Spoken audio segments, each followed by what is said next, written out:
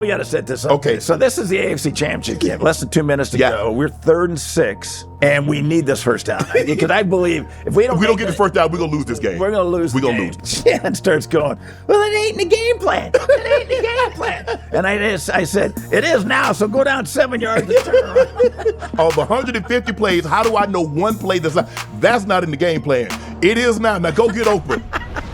All my life, been grinding all my life. Sacrifice, hustle paid the price. Want a slice, got to roll the dice, that's why. All my life, I've been grinding all my life. Look, all my life, been grinding all my life. Sacrifice, hustle paid the price. Want a slice, got to roll the dice, that's why. All my life, I've been grinding all my life. Hello, welcome to another episode of Club Shay Shay. I am your host, Shannon Sharpe. I'm also the proprietor of Club Shay Shay. Stopping by, a very special guest, stopping by for conversation on the drink today. One of the greatest quarterbacks of all time, one of the most feared and gifted quarterbacks ever to play in the NFL. He's the only player in NFL history to pass for more than 3,000 yards, rush for more than 200 yards in the same season 7 consecutive times. He's one of the winningest quarterbacks in NFL history to win 148 victories when he retired. He's ranked number 1 in NFL history in fourth quarter comebacks, game-winning drives, or game-saving drives with 47 when he retired. He's an NFL MVP in 1987, Offensive Player of the Year in 1993, a member of the NFL All-Decade teams of the 1990s. He's also a member of the very prestigious 100th anniversary team, which means he's one of the 100 greatest players to ever play in the NFL. He's the first quarterback to start 5 Super Bowls. He won back-to-back Super Bowls as a player, helping the Broncos win their first ever Super Bowl. He's the Super Bowl MVP of Super Bowl XXXIII. He also won the Super Bowl as a GM and executive of the Denver Broncos. He's the first person to win a Super Bowl as a player and a GM, a first ballot Hall of Famer. He's in the College Football Hall of Fame, Colorado Sports Hall of Fame, Denver Bronco Ring of Fame. His number 7 is one of 3 retired by the Denver Broncos, a 9-time Pro Bowler, a 5-time All-AFC, 3-time All-Pro, greatest and most accomplished player in Broncos history, a Broncos legend, football royalty, Denver's favorite son, the king of the comeback, the Duke of Denver. He's the 3rd greatest trivia player in Broncos history, behind myself and Duke Barney Chavis. My teammate, my quarterback, here he is, the living legend, John Elway. Tell you what he doing, man. Can you follow me around with all that introduction? Wow, that's a nice introduction. When you hear all those things, and obviously you've been retired over 2 decades, and you hear that, and I tell people, when you play and you don't really have a chance to reflect on it, it's not until it's over with that you realize, damn, and people remind you of just how great you were. Yeah. I mean, you do kind of forget it. I mean, the farther you get away from it, right? Then you move on with life, and especially when I was the GM, and then once, a couple years ago, when left the Broncos as the GM, then it was like you kind of move on to a different life, and so it's fun to come back and visit it, right? And so it's. That's why this Netflix film is great, too, and it was fun doing that, too, because to go back and revisit the memories, jog your memory, it has been that long ago, right? So to go back and jog and remember all the great things, all the fun we had, and so it's fun to look back and enjoy it a little bit. You forget. It's really fun to have you on Club Shay Shay. Do you remember when Club Shay Shay started? It did. It was in a locker room, but I can't remember. 1996, we was in training camp. Keith Burns, Rod Smith room, because that's where we gambled. We played video games. We played cards. We did all those things. And I remember nobody wanted to be on the 8th floor because that's where all the noise were. And we weren't going to bed before probably 2 o'clock in the morning. But I always thought it was very, very, I don't know why, and this is what I want to ask. Why was it so important for you? Because you would gamble with us. When we were in the locker room shooting poppy shot with the basketball, you put your per diem down, you gamble with us. Why was that so important for you to do that? Well, number one, I like doing it. You like trying to take our money. Exactly. I thought you guys were easy targets.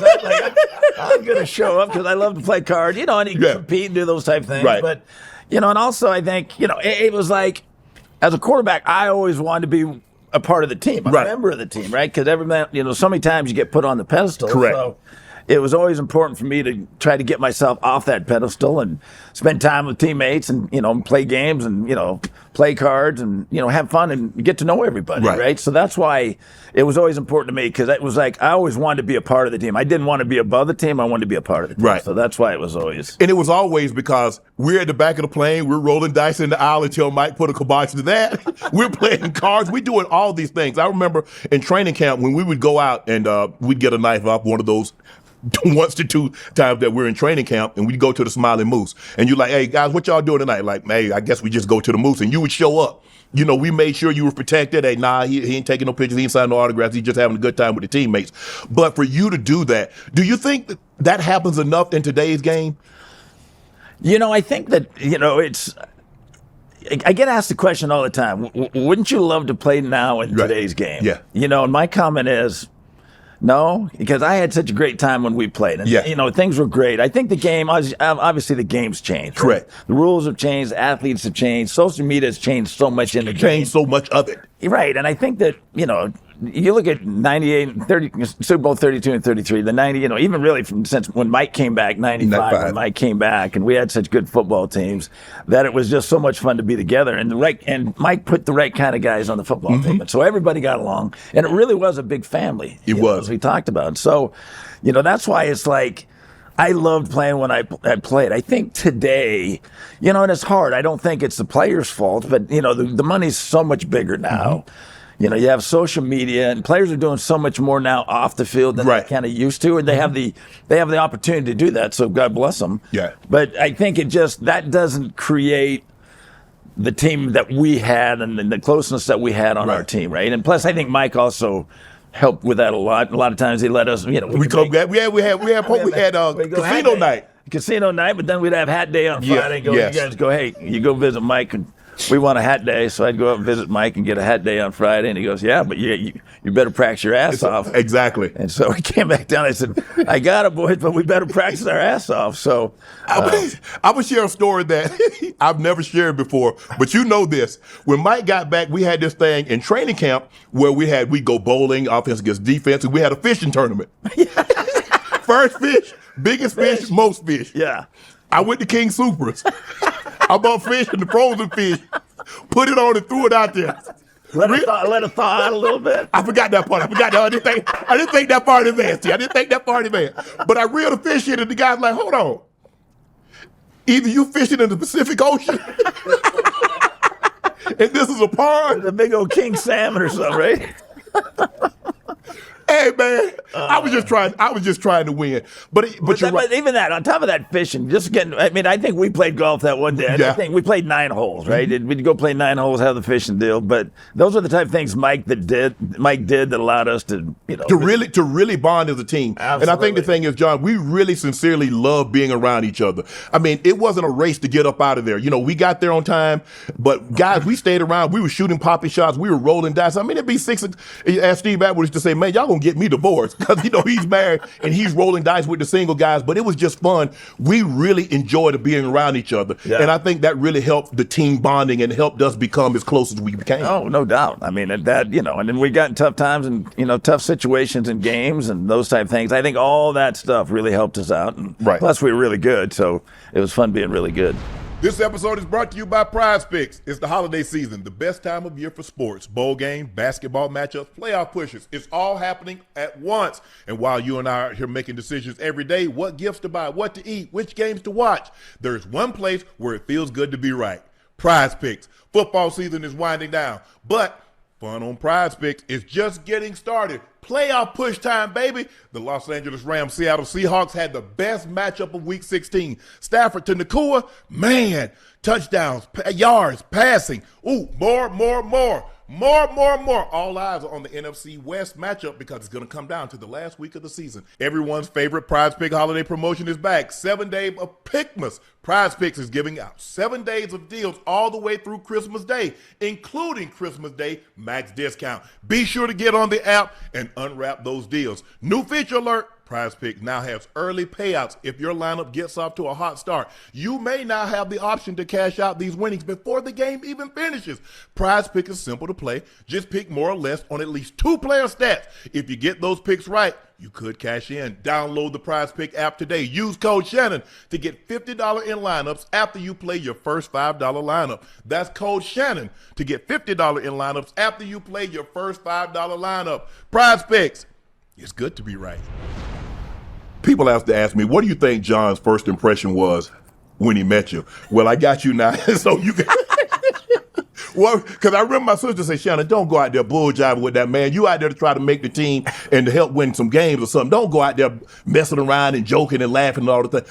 I couldn't help myself. Because that's exactly how I came. You know what? It was, and the thing is, Shannon, you were outside to start with as a wideout, right? Yes. Which was for me a great thing because you were a big target, right? Yeah. I'd had the three amigos for so long, right? But Rod came along, he was a bigger target. But did you come in the same year as Rod or no? I came in 90. Yeah, 90. Rod came in in 94. Oh, okay. Because remember, he was on the practice squad, and he didn't get to start until Mike came in 95. Okay, that's right. So now you have a tough time with the dates. It was a long time ago, but you were the first big target, right? Because I had the three amigos. Now they were great players, and but totally different. So I was looking for a big target. So I loved seeing Shannon outside and watching him run around because he could run and catch and had great hands. And so it was just a matter. I just remember you were little.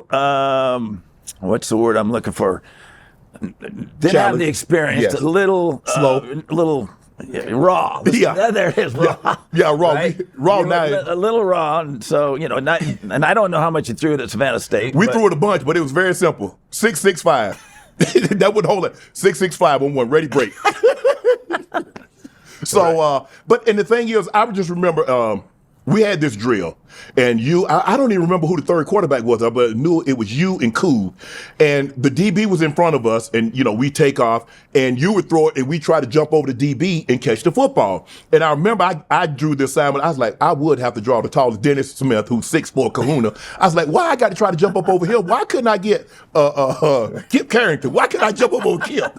But you threw the ball, and I jumped over him, and I literally had my knees on his shoulder, and I caught the ball, and you came and you looked at me, you're like, do you realize what you just did? I was like, damn, I messed up. What, I was supposed to catch it like this? He's like, nah, do you realize how high you were up in the air? I was like, I jumped as high as I needed to catch the ball. He's like, you just keep doing that. You just keep doing that. What was it about what you saw in me? Because you took a liking to me. I'm not so sure you had ever taken a liking to another player like that before or since. What was it about me that you saw in me that you was like, you know what, this kid could be special? Well, I mean, I think, you having this show and everything, that you're always very engaging, right? Yeah. You're fun to be around, and you like to joke and have a good time. Plus, I think that you were a guy that wanted to learn. Yeah. You wanted to be a great player. I did. You wanted to make it, and I think that, just your curiosity and, the questions that you asked to try to make yourself a better player. I think there's what, plus when I saw that, and plus your size and your speed and everything, I knew you could be special in this league. And so I was on your side because I was going to benefit the most. Yeah. Well, look, at the end of the day, Coach Reeves was smart enough to draft me, but somehow he forgot to cut me. But I think you had a large part to that because, like you said, and Coach Reeves, said there's a lot of people pulling for you. They put me on special teams. I never played no special teams before. They're like, can you play special teams? I was like, yep. Never played special teams before in my life, but they put me on kickoff return, punt return. I was a gunner, the biggest gunner in the history of the game. But it was just the fact that I'm thinking to myself, I was like, man, this dude he really wants me to succeed. And, I was always so much more talented than everybody else. So it was easy, high school, college was really easy, but coming here and everybody was an All-American, everybody was this and that at bigger schools. I was like, man, I can't let him down. And I just remember you telling me, I said, look, I don't care who's on you. If you're one-on-one, I'm throwing you the football. You better catch it. I was like, well, damn. And I was like, he has more confidence in me than I got in myself. But do you remember when I remember Dan, Greek came and got me and said Dan wanted to talk to me. I was like, damn, I'm going to get cut. I mean, it's damn, I thought I had made it. I had made the team. And Dan told me they're going to move me to tight end. Would you? I was like, sure, I'd be willing. But at that time, John, I hadn't dropped so much weight. I mean, I think I was about 210 trying to play tight end. So we get in practice. I never told this story in practice either. So they put me in motion. I stopped. Hold up. What I got again, John? He said, don't worry about it. We're going to put you in motion. I just want you to go 100 miles an hour. We're in Mile High, 5,280 feet. If you ever been to Colorado, you understand the altitude. So imagine me going in motion. So they put me in motion for the entirety of the game. And people didn't believe this when I said this in my speech because I had never said it before, is that they put me in motion the entire game. And as you're calling out the signals, as I run by you, you tell me what I'd have to run. But why? why you just say, Dan, he doesn't know the plays right now until he's able to get up to full speed. I don't know if we can play it. Well, I knew you'd get the plays.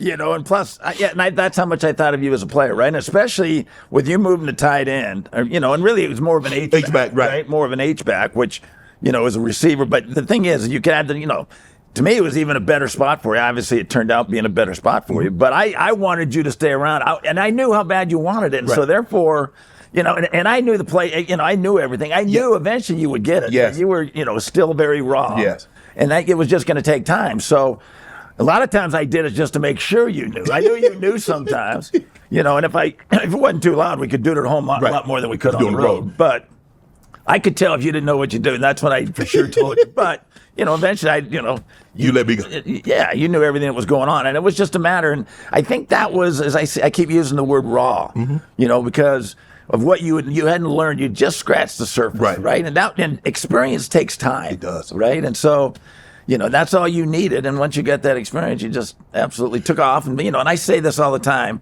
They always ask me, they say, who's your favorite receiver? I say, well, number one is the open one. Right.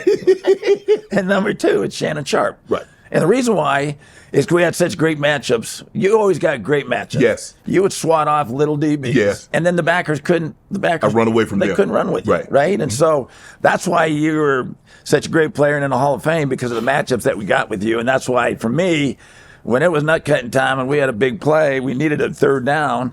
And I bring up the Pittsburgh game. Yeah. That I always knew that if it was man coverage, I had a great matchup with you. And I just had your catch radius was so big, right? Mm-hmm. So if I got pressure or whatnot, if I got it in the area, chances are you're going to come down with it. Back to that play.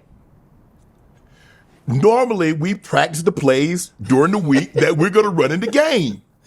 And so we put this play in. If I'm not mistaken, I think it's all we got to set this up. Okay. So this is the AFC Championship game in 1997. Yep. 97. It's 98 season because we're good. The 96 season. 96 season, 97 Super Bowl, right? Yeah. You just go to Super Bowl 32. Yeah, Super Bowl 32. So we're in Three Rivers. This is a year after we got upset by Jacksonville in the first round when we were 13-3 at the home field and we got upset. So now we got to go to Pittsburgh. We got out of Kansas City the week before.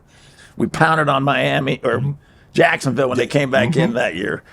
So we're in Pittsburgh, and now we went up like 21-3. Yeah, we did. We feeling good about ourselves. Yeah, and so all of a sudden it's coming back, and now there's less than 2 minutes to go. We're 3rd and 6, and we need this first down because I believe if we don't get the first down, we're gonna lose this game. We're gonna lose. We're gonna lose. They had all the momentum. They had all the momentum, and I think it was 21-20, or I can't remember the score. But this was the play. We either make this play or we don't. Timeout, go to the sideline.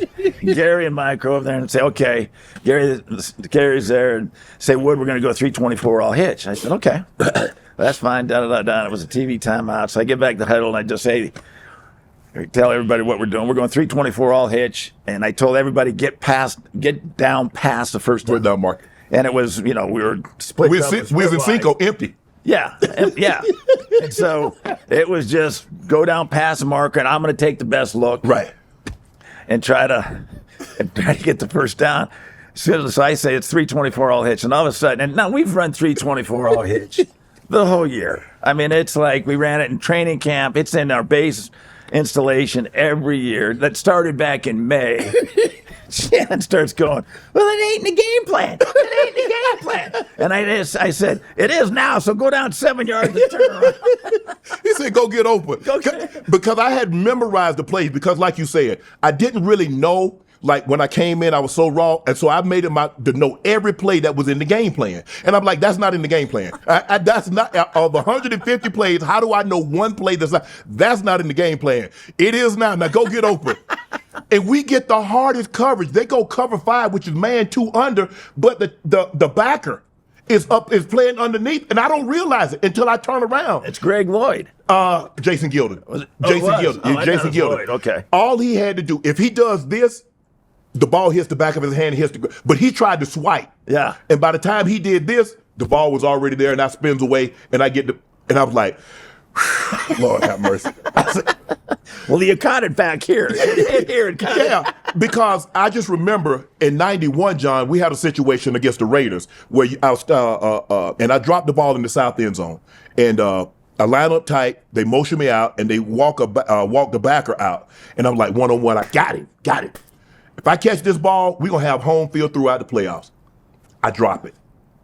We end up having to go to Buffalo. We end up losing to Buffalo in the AFC Championship 10-7. Right.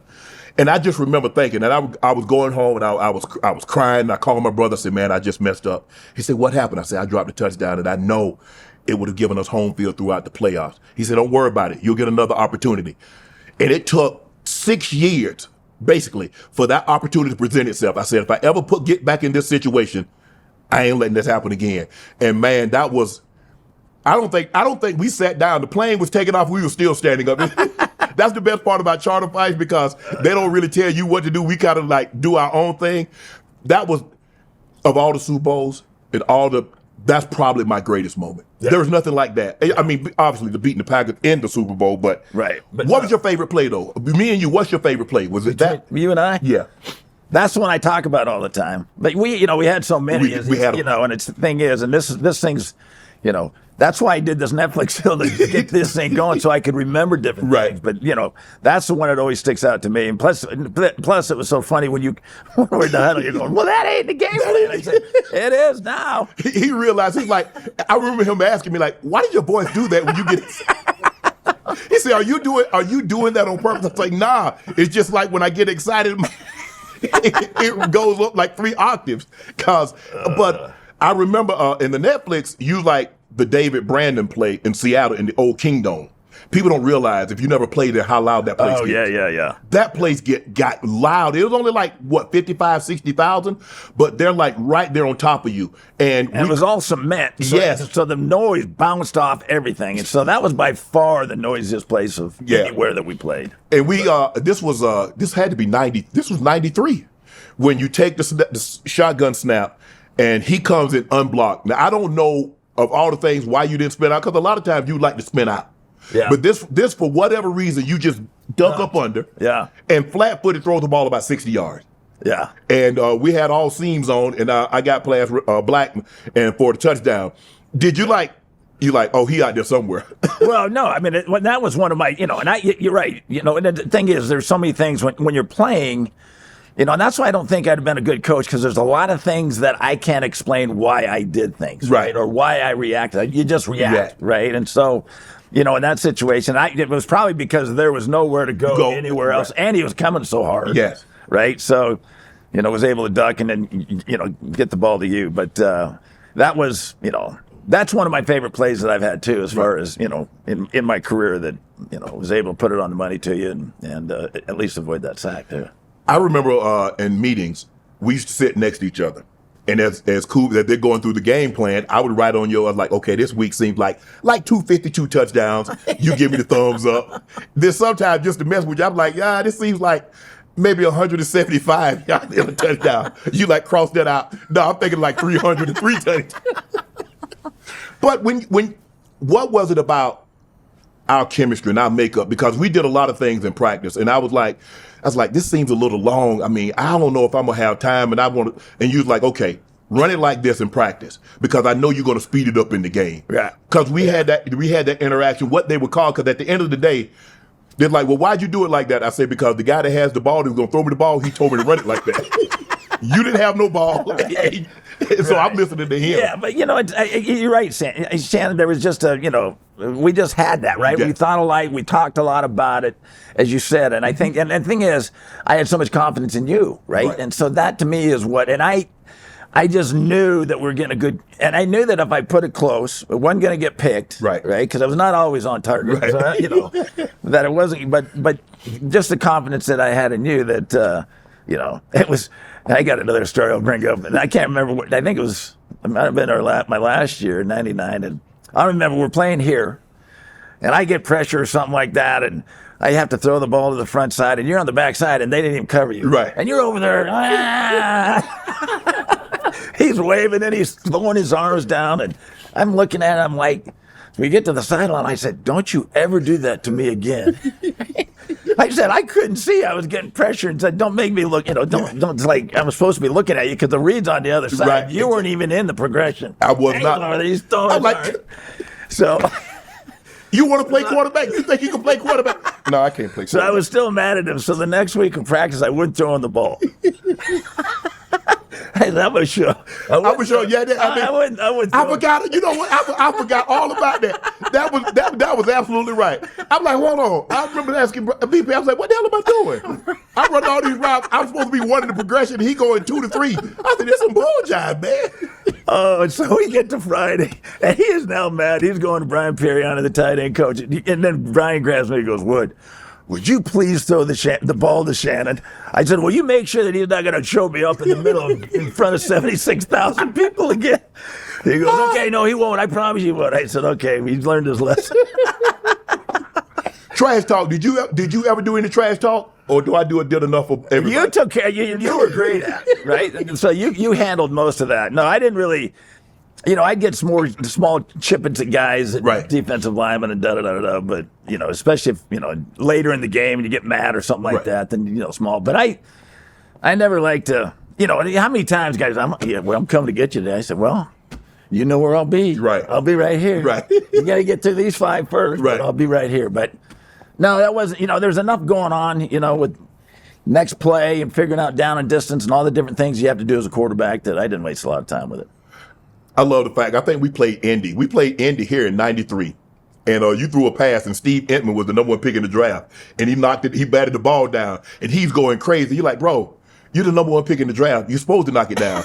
We come back the very next play and throw a touchdown. He's like, I guess you didn't knock that one down. I'm like, oh, my quarterback, you talking a little trash, huh? Oh, yeah. The Super Bowls. You went to 5, started 5. Which one was the toughest loss?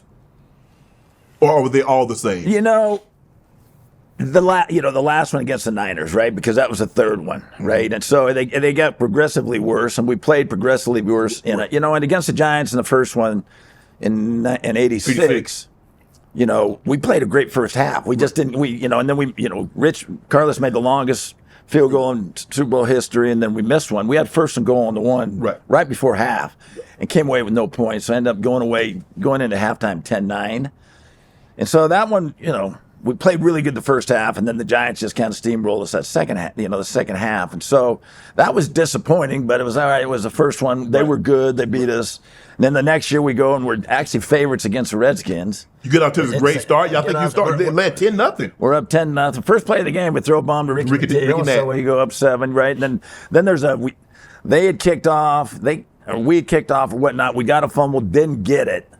And then it was like 19 plays later, we're down 35-10, right? So, and then we were probably 588, and then 89, we're playing the 49ers. And, they were like... They were a machine. They were a machine. And the funny thing is, we were in practice in Tulane, and back then we just had the 2 quarterbacks, right. Gary and I. And so we'd split on when we're taking the offense. I'd go 4, Gary'd go 2, and then when scout team, Gary'd go 4, and I'd go 2. Right. So we're down in practicing at Tulane down in New Orleans, and we're kind of tearing them up as a scout team. Right? Foreshadowing. And we're throwing these posts, right? Because our reads, we're reading it like we're supposed to. Right.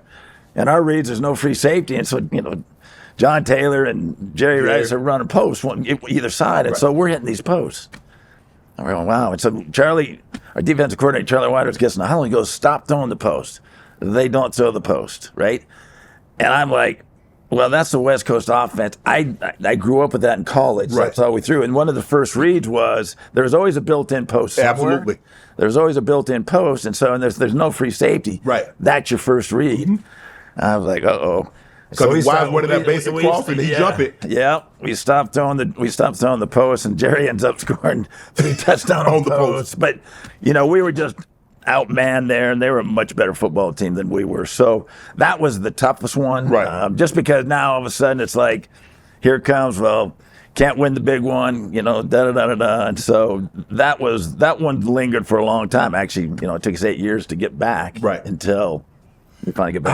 How did that mess with you mentally? Because in '87 you won the MVP, and you were the highest graded player at that point in time to ever come out of college, Mel Kiper's grade. You was like you're the GOAT. You're supposed to win, like, have 4 of these things by now. Right. And now all of a sudden you're suffering the most lopsided Super Bowl losses, and they're progressively getting worse and worse. And I remember you told a story like, damn, I don't even want to go back if we ain't got no better chance to win than what we got. Yeah. So how was that dealing with you? How was that mentally on you? You know, it was the thing is, you couldn't get away from it. Yes. Right? You couldn't get away from it because that's all the media wanted to talk about, right? Is the fact is, you know, will your career be complete if you don't win a Super Bowl? Correct. Right? And so I lied my whole life saying, well, you're right. Yeah, I'd be proud of it.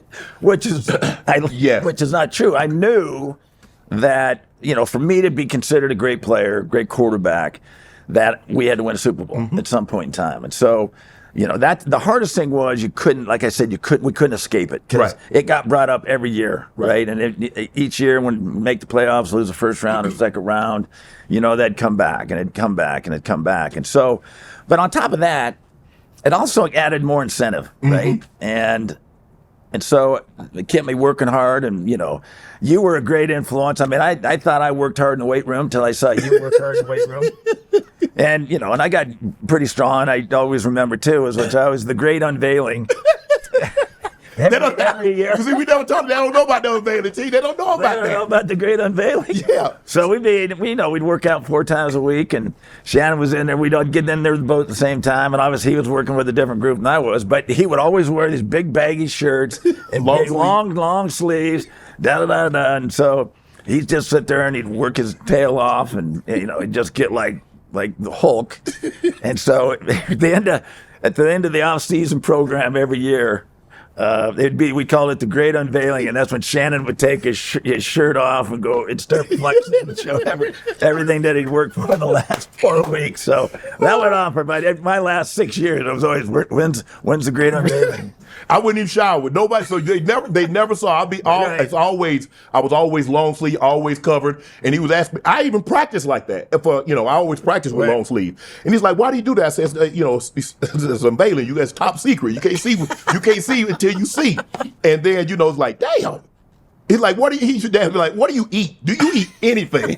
Because, you know, I brought my own food and everything. I was always diligent about what I ate. I didn't have any sauces, anything like that, because I felt, you know, with the work I put in the off season, I wasn't going to ruin it once I got back in season. So I stayed conscious of that. Right. But that was. But the great unveiling. But getting back to the fact that, you know, it was just a matter, added a little more fuel to the fire, you know, and then, you know, Dan got fired, and then Wade came in. There was kind of some excitement there. We went 8-8 the 2 years. No, we went to the playoffs that first year. Yeah, we played the Raiders back to back that 1 year. We went to L.A. home and then back to L.A. Yes, if we'd have won that game, they'd have had to come here. Correct. They beat us, and I remember that game.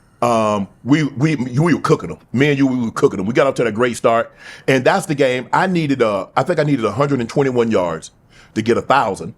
And I was going to get $100,000. That was $100,000 was a lot of money back. It still is, but it was really, really, really a lot of money back then, because considered I was only making like $300,000. And I remember I caught 6 for $115 and 2 touchdowns. And then I looked at the stat sheet and I had $995. And I was like, God dang. Because on the plane, we always sat across from each other. Right. So I'm sitting on this side in the aisle, you sitting on that side in the aisle. And you're like, T, what, you know, besides we lost the game, what happened? I said, man, if I got 1,000 yards, I'd have got $100,000. I only needed 5 yards. And you looked at me, you said, don't ever let that happen again. I don't care if you need 25 yards. You tell me, I'll get you the ball. And then we go back out there the following week, you throw me 13 for $156. I said, I needed 13 for $156 last week. But what type of toll did that take on at home? Did that take a toll on home, losing like that? Knowing, and this is what I tell people, T. I say the harder you work for something, and when it doesn't come to fruition, the more it hurts. Yeah. I said, if you work for, I don't care what it is, if you work for something really hard, and when it doesn't pan out, it hurts like hell. Anybody that tells you it doesn't, they're not working hard enough, or it doesn't mean enough to them. Exactly. And I think that, I mean, it does, you know, the disappointment. And as you know, the older you get, yes, you know, my dad always said, don't ever let winning be a relief and losing be a tragedy. Oh, right? Yes. And the older you get, that's kind of, that's when you know you're kind of getting close to the end, because now all of a sudden you really don't get the joy, because football's hard enough. Yes. That if you don't enjoy the victories as much as you hate the losses, it doesn't balance out. It gets lopsided and makes it that much tougher. But, I think that, and I had a thought right there on what you had just said as far as, working hard. The thing that I learned there, though, was, because I know going in those first 3 Super Bowls that I tried harder each time. Right. Right? And one thing I learned is the bigger the game, you gotta calm yourself down and relax yourself to where you're saying, okay, I'm going to go out and play the best game I've ever played. I got to play great. I got to do this. I got to do that. I got to do this. Which all it does is add more pressure to you. Just like going into Super Bowl 32. It's like, all right, don't think about the outcome. Right. Forget about the outcome. Take it one play at a time. Don't think about it. And don't watch TV. Stay out of all the hoopla. Right? Yeah. And just go play a football game. Right. And don't think about it being the Super Bowl or anything else, to where you're not putting that much more pressure on you. Because by the time I got to San Francisco in that third one, I'm sitting there going, I'm going to have to win this by myself. Right. Right? Which is the worst thing you can do. And all I did, and I played terrible, right? So going into that Super Bowl 30, the Green Bay game, was the fact that, okay, let's just go concentrate on one play. Don't even think about it, what it would feel like to be world champions. Right? Don't let that enter your mind. Go out and play a football game, and everything else will fall in line. And so that was kind of the, jumping ahead a little bit, but that's what my thought process was going into the Green Bay game. And I played better there, and we were able to win the football game. But it got so bad after those losses that you had to have, they had police behind it because you started getting death threats. I mean, they had police standing behind you just to make sure ain't nobody get you at the game. Well, I mean, it's like in the first Super Bowl we lost, we had like 500,000 people at the parade, and the last one we lost, there was like 20,000 people.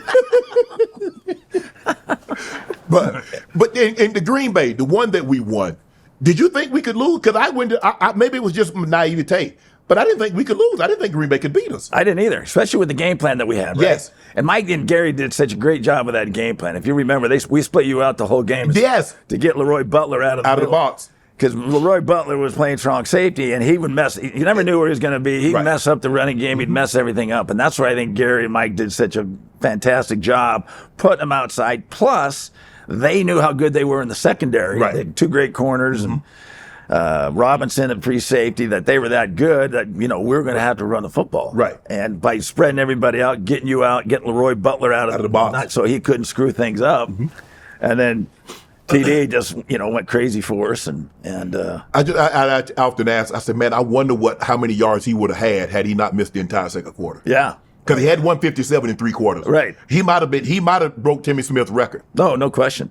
No question. Because he was, and that's the thing is, and I remember too, Green Bay put it, the extra guy they put down was a D lineman. Yes. Right? And so our guys up front, Nalen, Schlereth, Zimmerman, Habib, and Tony Jones, I mean, they absolutely wore them out. Did you get sacked that game? I don't think you got. I don't think so. We didn't throw it. We threw it like 23, 24 times, right? But no, they just wore them out. I remember Gilbert Brown. Big Gribble on one knee.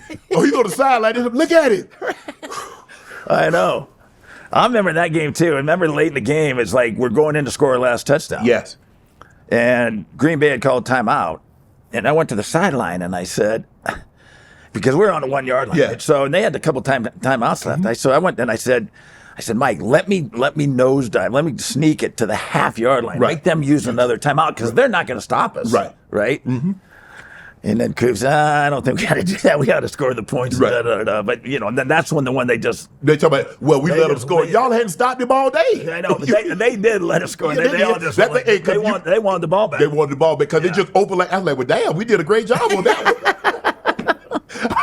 one. And you see Eugene Robinson, he comes down, he basically 2 hands touches, like, okay, they get the ball back. Yeah. And then I remember Greg Robinson, rest his soul. He's like, Mike, how do you want to call it? And Mike was telling him, like, just do what you always done. Yep. Greg was a pressure guy. Yeah. Greg loved to bring pressure. And I remember the last call, and he's on the sideline.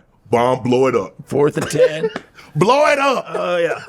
And that's when, because we lost Steve Atwater. Steve knocked out he knocked out their guys and one of our guys. At that point in time, Hilliard, he knocked out Randy. Randy Hilliard and Robert Brooks and himself. Yeah. Croc had pulled his hamstring, so he's out. Right. So we're down 3 DBs in the secondary. Right. And so I was like, oh, Lord. And then when I saw Greg on the sideline telling him, blow it up, I said, oh, man. Yeah. Yeah. And I was like, man, it seemed like in slow motion. It was just, like, I'm looking, okay, he's back. He throws the ball. I'm tracking the ball. And I was like, Mobley, pick. But he's been dropping them all year, so I'm not surprised. I don't know why I thought he was going to catch it. And then I realized it's like, and we just erupt. And we're standing next to each other. It's like we running onto the field, man. Oh, yeah. That is the greatest feeling. That was. That is the greatest feeling. That was the greatest win I ever had by far. The fact that it erased so many of those other things. But it was just, yeah, I can still remember the feeling, and it's just. In the second, it was hard to believe. Yes, it probably took me 3 days or a week to really figure out that we're world champions. Yes, but it was. And then we get back to that parade, and we see 1 million fans out there. It's like, yeah, it was unbelievable. Special time. But the year before, like you said, we're 13-3. I mean, we're cruising. We're crushing everybody. I mean, the last game, you didn't play, I didn't play, TD didn't play, we played the Chargers. We had everything sewn up, and Mike's like, hey, we just going to take this time. Don't even worry about it, blah, blah, blah. And then we get Jags. They had just been a team. They just came into the league in 95. Right. Like, oh, yeah, we got these bums. Yeah. And we got out to a 12-0 lead. Yeah. We go for 2. You split out wide left. We throw the slant, and I don't open up far enough. And I was like, damn. So it's 12-0 instead of 14-0. And then the next 3 quarters, it was like a dream. It was like a nightmare. Yeah. Yeah. I mean, everything. We got the perfect play call on the shallow cross. I mean, the guy gets picked, you throw it, and in the process of me pulling it in, I punch it out with my knee. Yeah. It was one of those days, right? I mean, you have those days, and Brunell and the Jags played pretty well. They played really well. Brunell threw the ball really well and put it on target. So that, though, I think was what led to the next 2 years. Yes. That incentive, knowing how bad that one hurt. Mm-hmm. Because I'm looking at it, too, as like those Super Bowls were bad. That one was just as bad, too. Yes. Because I was in my 14th year that year, right? Yes. And I mean that window was really close. Yes. So that was as big a toughest loss as I'd had counting the Super Bowls, and so. What do you think? It set up the next 2 years for us incentive wise. And us thinking about how good we were and start concentrating, like you just said, we got these bombs, right? That's when it turned it around, and we just started concentrating on how well we were going to play, concentrating on our standards, what we had to play, and how we had to play, and so that's I still believe that you got to have those tough ones that so you don't forget that hurt that bad, you don't forget them, and it led us to those next 2 years. What do you think we did wrong? The Jacksonville game? Yeah. I think you just have those days, and it's been a while since I've seen the film on the game. I ain't never seen it. I don't want to see it. Yeah, but I think it's just one of those things, and that's why you got to be ready, especially in the NFL. Anybody can beat anybody on a given day. I think that's what it doesn't matter if you're home field, you get comfortable being home field, and and we had taken a week off, right, like you said. Yep. And I think you take that week off, your mind relaxes a little bit. Does. And when you're in the season, it's like bye weeks. When you're in the season, I could never get away. I never want to go on a vacation or anything, because I knew if you unload it all, it's twice as hard to get it back. And it takes you a couple weeks to get back. Mm-hmm. And so I think that, we might unload a little bit there, weren't quite as sharp as we needed to be. And, and they played well. They played really, it's kind of like last week with the Broncos. I mean, you look at the numbers. Jacksonville just played unbelievable. They played really good. They sacked him 5 times. Bo Nix. I mean, the numbers might be a little distorted, but Jacksonville played extremely well offensively.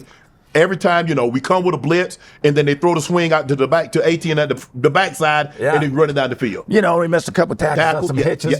Which those, and it's funny, and we've talked about this before.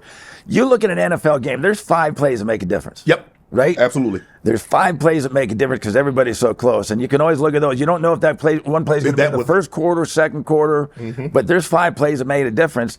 And those 5 plays last week with the Broncos and the Jags made those 5 plays. And that's why they end up winning the football game. You win that Super Bowl in 32. the adulation. I don't know if I've ever, and I had at that point in time, I had been around you long as a player. Well, Atwater had, but me and Atwater had been around you the longest, and I don't know if I've ever seen you that happy. Like, okay, finally, I got that monkey off our back. And then there was a decision. Okay, you coming back. In the process of coming back, did you know at that season 16 that was going to be your last year? I had a pretty good idea, and I think that. At 95, people were more people talked about me coming back than me really thinking I wasn't coming back. Right. Okay. I was planning on coming back. I was still healthy, had a good year that year, and didn't get banged up. The thing about in 98 was, I fell on the ball in Cincinnati, right, down on the 1 yard line. They jumped on top of me and it popped a rib cartilage, and so I came out the next week. I tried to play the next week against the Chargers. Yeah. Bubby started the game. I was in there getting shot up, trying to figure out if I could, and I'll never forget. So then I come back in the second series. It's 3rd and 7, and we busted a blocking scheme. Junior Seau comes untouched, hits me right here, and I'm just like, oh. And then I pulled my hamstring against Dallas. I missed a couple games, 2 or 3 games there, and so. It was just, I knew the body was breaking down a little bit. So after the 98 season, I kind of knew, and especially the way it finished. And then it was almost like I was like, this is too weird that we're playing Dan in a Super Bowl. Right? That how this comes full circle and everything that came about is that, is God telling me something? Yeah. Right? Number one. And number two is my greatest fear was I never wanted to play a Super Bowl in the rain. Right? Yep. Never wanted to play in the rain. And so that whole week, I'm in my room watching the Weather Channel. I watched the Weather Channel the whole week. It was 50-50 whether it was going to rain or not. Yep. And so we get out, we win the game and do the trophy comes and get the trophy, and it isn't 10 minutes later. We get in the locker room and it opens. It just opens up. I'm like going, God's telling me something. God's telling me something. But it was just. For me to have such fond memories and, win the MVP. And if I hadn't, I don't think if my body had reacted better the year before where I wasn't hurt all the time or missed the 4 games that I missed, that, I would have probably come back. But I was like, I don't want to, I didn't want to go out. I want to go out on top. I didn't want to go down, this way. So. It was the right time. And remember in 97, we're in Mexico City and you tear your bicep. Yeah. And I remember coming over there, I remember looking at it like it started like John tore his bicep. I was like, damn, we gonna miss some time. And I remember going over there looking, and I was like, you folded your arm up. I was like, that's the first time you ever had definition of your bicep. You looked at me like, hey, I tore my bicep and you cracking jokes. And so that's like, but I guess you didn't tear it all the way off the bone because there's like you didn't miss any time. Well, I tore the outside. Outside, one, okay. Right, the inside. If you tear the inside is the one, and now I tore the outside one, and people never knew. And I'd had in a couple of years I'd had some tendonitis. Right. So it was hard to get loose, and it was sore because of all the throws, and so I tore the outside, and so that's when I rolled up, bundled up. Yeah. And I was like, that was the first preseason game that we went down there. So they said they really didn't know. Greek really didn't know. The doctors didn't know because they'd never really seen it with a thrower. Right. With a football player. I guess that's a baseball injury or something, right? Yeah. And so they said, well, we're going to wait 7-10 days. And so, got treatment on it for the next 10 days. And when I came back out, I was like a new You was humming. It was like I was like, man, he done fooled us. The tendonitis. He just wanted days off. He wanted days. That's what that was. But it was like the tendonitis was gone. Everything was gone. And so, I just had a bigger bicep than you did. Do you think if you had come back, if Mike had done a great job and come back, do you think we could have three-peated? You think we could have made it back to the playoffs and rolled the dice? That didn't interest you? Yeah, that did. I wasn't sure we could do that. I'd looked at the schedule. Yeah. And so, I think that, we had a good enough football team that we could have, and the mindset was good enough. Yes. And so, I think we could have, but it was, like I said, get back to on the personal side and the physical side, whether, I'd be able to hold up. What went into the decision? You make the decision. You're like, God has shown me something. I'm coming full circle. My first NFL coach, I played him in the Super Bowl. I hated playing in the rain and definitely didn't want to play a Super Bowl in the rain. And 10 minutes after I get this trophy, we get off that stadium. the heavens open up. And so now you got to make a decision.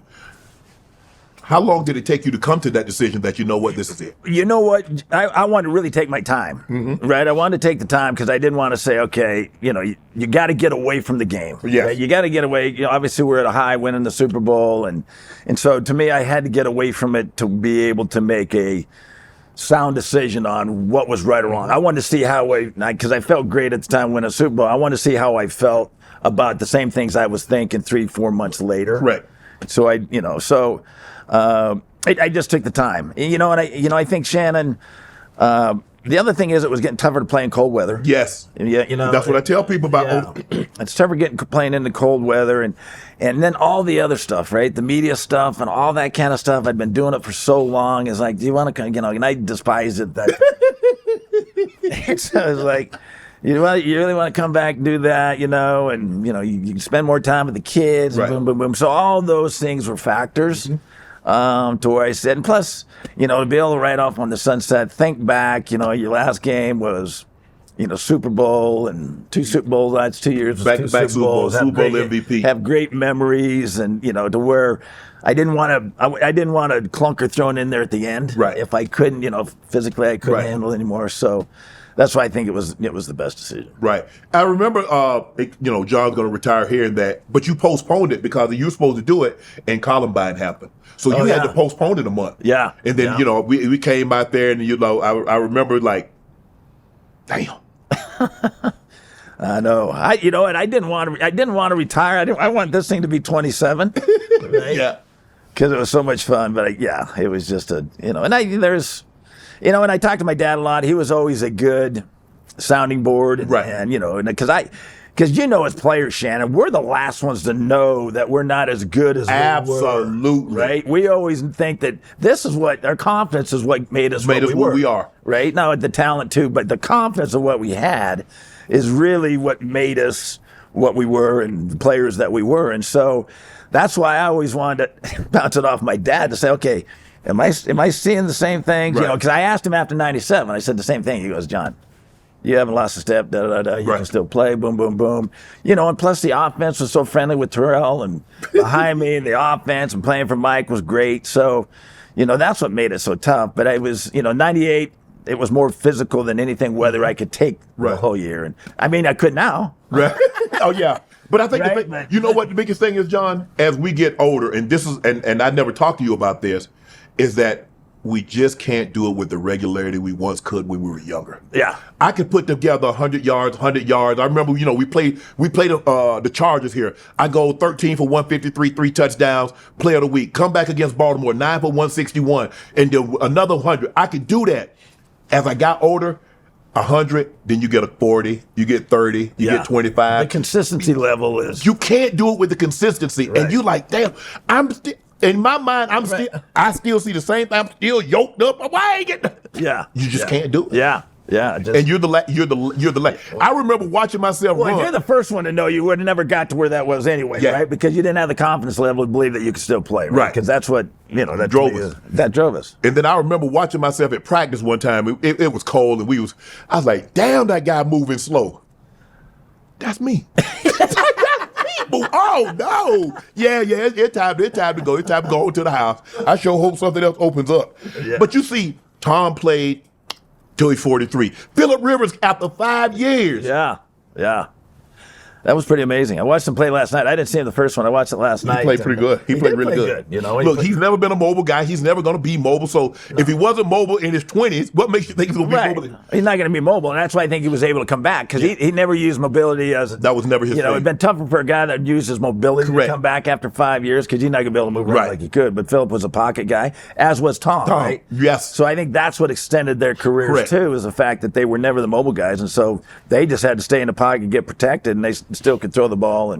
And so, and plus the rules are so different now. They're different. You can't attack the quarterback. No. All that, you can't drop your weight on the quarterback. They live to drop their weight on the quarterback. That used to be the worst, because everybody asked me, they always say, okay, John, who hit you the hardest, right? I'm like, the ground. When they land on me and I hit the ground, that's what hurt the most. Exactly. And right, so they take that one out, which, protecting the quarterbacks, trying to keep them upright is, good for the game. Right. It's just changed from when we played there. Yeah. I mean, back in the day, There was nothing off limits. They could hit you anywhere. They tried to get us out of the game. Yes. Right? That was the whole thing to knock the quarterback because out. That gave you an advantage. It absolutely did. It gave your team an advantage if their starting quarterback was out. Yes. And if we can get him out, we got a better chance to win. You're the exact John Elway. The same abilities. You're immobile as you are. You had the arm strength. You played in the 80s and 90s. Let's just say you came in the 2000s or the 2010s. Could you have played more than 16? I think so. With the rules the way they are now. The rules now, yeah, I think so. But again, in the right situation now, I'd love to play for Mike again. Right? Yeah. I think that offense. Because you see Kyle, what Kyle is doing with Purdy. I know. I think Kyle is the best offensive coordinator in the league now too, right? I mean, what he does, and and that offense is so quarterback friendly too, because everything is built off the running game, which makes it so much easier. And then play action, you stand back there with. You got 5 yards, you can see the whole field and all that. So, it would have depended on, this right situation. The situation in the offense, but you look at all these guys now. You look at Kyle, you look at Sean McVay, you look at Andy Reid, all those West Coast that came out of that West Coast prodigy. You look at their quarterbacks. They're lighting it up. What rule do you wish that in the 80s and 90s when you were there that they have now for the quarterback was instituted back then? That you can't hit them low. You can't hit the quarterback low, right? Because when you're a quarterback and you're in the pocket, and now all of a sudden you're throwing I'm throwing you on a post route. Right. All my weight's on that front foot. Yep. Right. And so that's the most vulnerable. Your left leg's the most vulnerable. And so when those guys falling off, and they're falling off blocks, a lot of times they're hitting you low. Right. You're worried about that. So it makes you, you're more conscious of your legs. Yeah. And it makes you not as accurate as you should be, because you're now you want to get the weight off that leg so it's not stuck in the ground when they hit it and 300 pounds and then crest the knee. And so to me, if they took that, if the below the hit rate and below the waist on quarterbacks, to me it would have been much better. Because they didn't change the rule. That's the Brady rule. Because Brady in 2008 when he got hit. Yep. Because if you remember, in 99, the exact same thing happened to Trent Green. Rodney Harrison hit Trent Green and put him out. That's how Kurt Warner got his start. They end up winning the Super Bowl. But it wasn't until Brady, when I think Bernie Pollard did it, hit him in his knee, and they changed the next year. They changed it. Yeah. And now you got all these rules: defenseless receivers, the incidental contact. If you weren't looking at me and I'm on the backside, they're not throwing a flag. Because they would tell you, well, he's not looking at you. Right. You know why? Because he's holding me. He can see they holding me. That's why he's not looking. Right. But now they just have these rules now. I look in amazement, John. I was like, how do these guys just be running Scott-ass free? I know it. And the thing is, it's like, the other thing too is what they've done a good job with it. They always go, I can't stand that the quarterback gets hit in the head. He looks with a hand. Yeah. It's a penalty. I'm like, why does he have a helmet on? Right? I mean, I'm still a quarterback, but I still, because I remember when I was coming in the league, Jack Lambert said we need to put skirts on quarterbacks. Yes. You remember they said that back in the early 80s? Yes. Jack Lambert's going, put a skirt on. I'm like, I'm one of these guys. I get hit all the time too, not as much as they get hit, right? So I always wanted quarterbacks to have the, toughness, a little bit of the toughness and those type of things. And, they've taken it to another level with the way it is now. But, and it changes the game. It does. It changes games, and people don't realize a 15-yarder, if a guy goes up to block a pass, comes down and glances the quarterback's helmet. Mm-hmm. I don't remember any quarterbacks going to the 10 after they've got hit with a hand. For concussion protocol. Right? No, it was no. So, well, I don't even know if they use the term concussion. They just say you got your bell rung or you got dinged. Oh, yeah. And so, yeah. I was just watching something on Pat McInerney. Pat McInerney got knocked. He was the punter and a receiver for the Bengals. He ended up getting knocked out of the game. He lay motionless for 10 minutes. They carted him off, and then he ends up coming in and catching the game with a touchdown. I'm like, there is no way they would allow that to happen. I said, I've never seen anything like this happen before in my life. I know, yeah. What was your welcome to the NFL moment where you like, okay, this is definitely different than college? It was actually my third game of the year, my rookie year. Okay. And we're playing the Eagles. I took off scrambling, and I was coming down this right side, and I saw the safety coming. I think, okay, well, I'm going to think I'm going out of bounds. I'm going to give him a little head nod and cut her back inside. And he took his forehand and hit me across the head, and my helmet came flying. I said, okay, I got it. I won't do that again. Was that the hardest hit you suffered in your career? No, it was against Pittsburgh here again, and I tried to go over a little, and I can't remember the players, but when it was a DB, and so I tried to jump over him, and he caught me just right, and he got me upside down, and then the safety come and got me right in the back. And I actually thought I was dead on that. I couldn't breathe, and as you know, when you get the wind knocked out, right? It scares you more than. Well, yeah, you're never going to take another breath in your life, right? You can't get air in or out. You're sitting there going until you never think, but.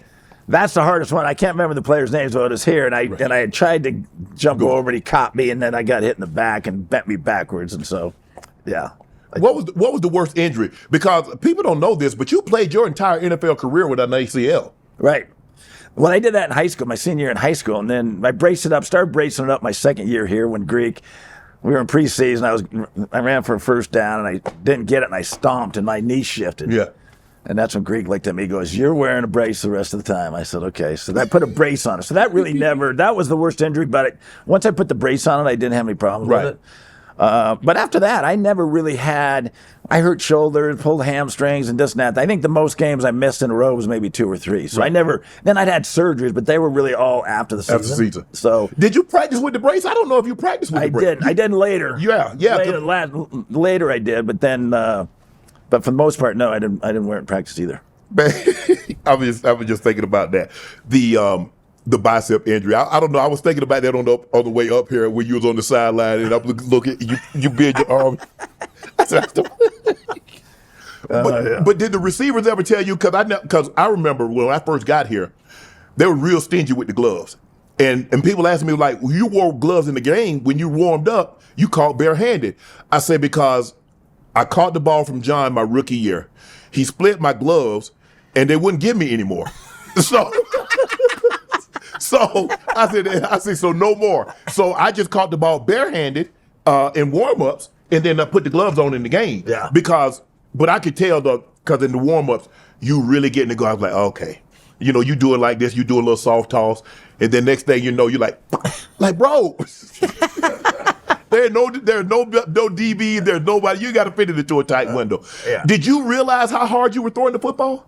No, I don't think so. I mean, obviously I know, and hardest thing he threw was a screen pass. It was hard for me to let up on the ball sometimes, right? But, I threw it hard because it was like, the windows were, especially in the NFL, the windows get there quicker, right? Yes. And I always thought the quicker I get it for them, the quicker to you. The more I can do something with it. The more you can protect yourself, number one, and number two, do something more with it after the catch. Correct. Right? So, I think the older I got it, I calmed down a little bit with it, had a little bit more touch with it, and just natural, the arm strength wasn't there. But I know, it's just something that naturally the way I threw it, and, And I look at it today too. Is like you look at all the quick screens and everything that they're throwing and how much more different work they do on those type of throws that I never worked on. No, just because we didn't throw those balls. No, right. And if we had, I think I'd have been a lot quicker. A lot shorter releases and those type things where you're just flicking it and getting it out there. That I probably would have become a better thrower if. We were throwing those. But nobody was throwing those back. We weren't throwing those, right? We throw a hitch maybe right on the line to stop right on the, 5 yard, 6 yard, or I can't remember what we call it when you just turn around. I got it to you on the side. Right, smoke, Smoke, yeah. Mm-hmm. So, but other than that, we didn't have, and then the screen passes, but everything else mostly was down the field. Yeah. So, never worked on it in practice and those type of things. So when you threw that ball on the drive to Ricky, you think that's the hardest? Not Ricky. That was Mark Jackson. Yeah. Do you think that's the hardest you've ever thrown a ball? Yeah. And it was like because the thing is, it was a rub route, right? Yeah. And we had usually it was to Gerald. Gerald Wilhat was in the flat. Mark was coming in on the slant. Right.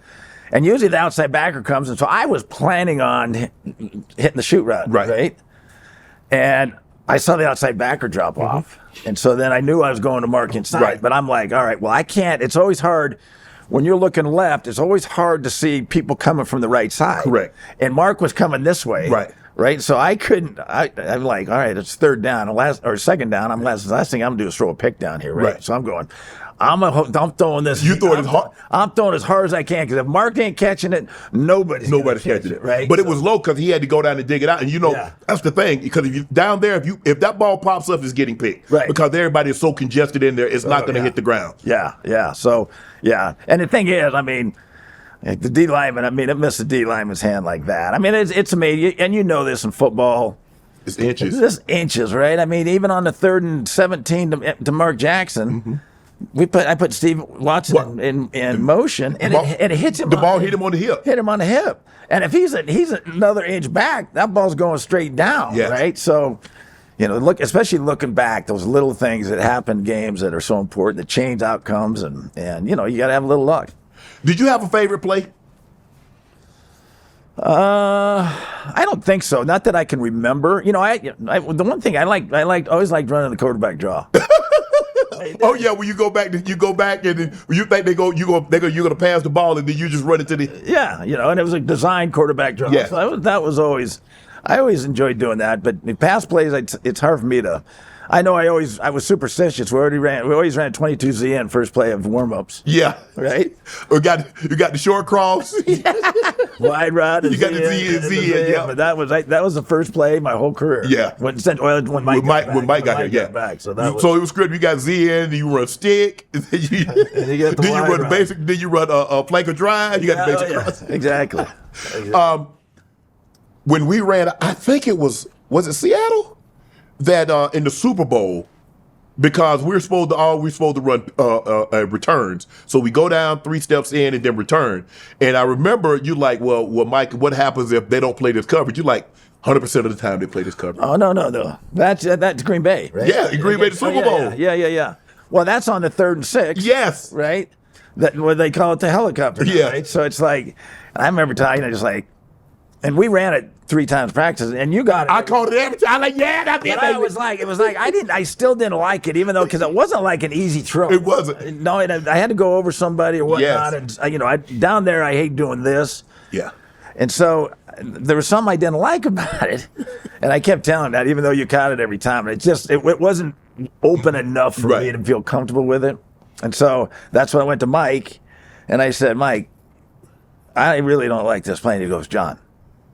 That's when I said, like you said, what if we don't get this coverage? John, it's 100% this formation, this coverage. We'll get this coverage. It'll be 100% of the time. I said, all right.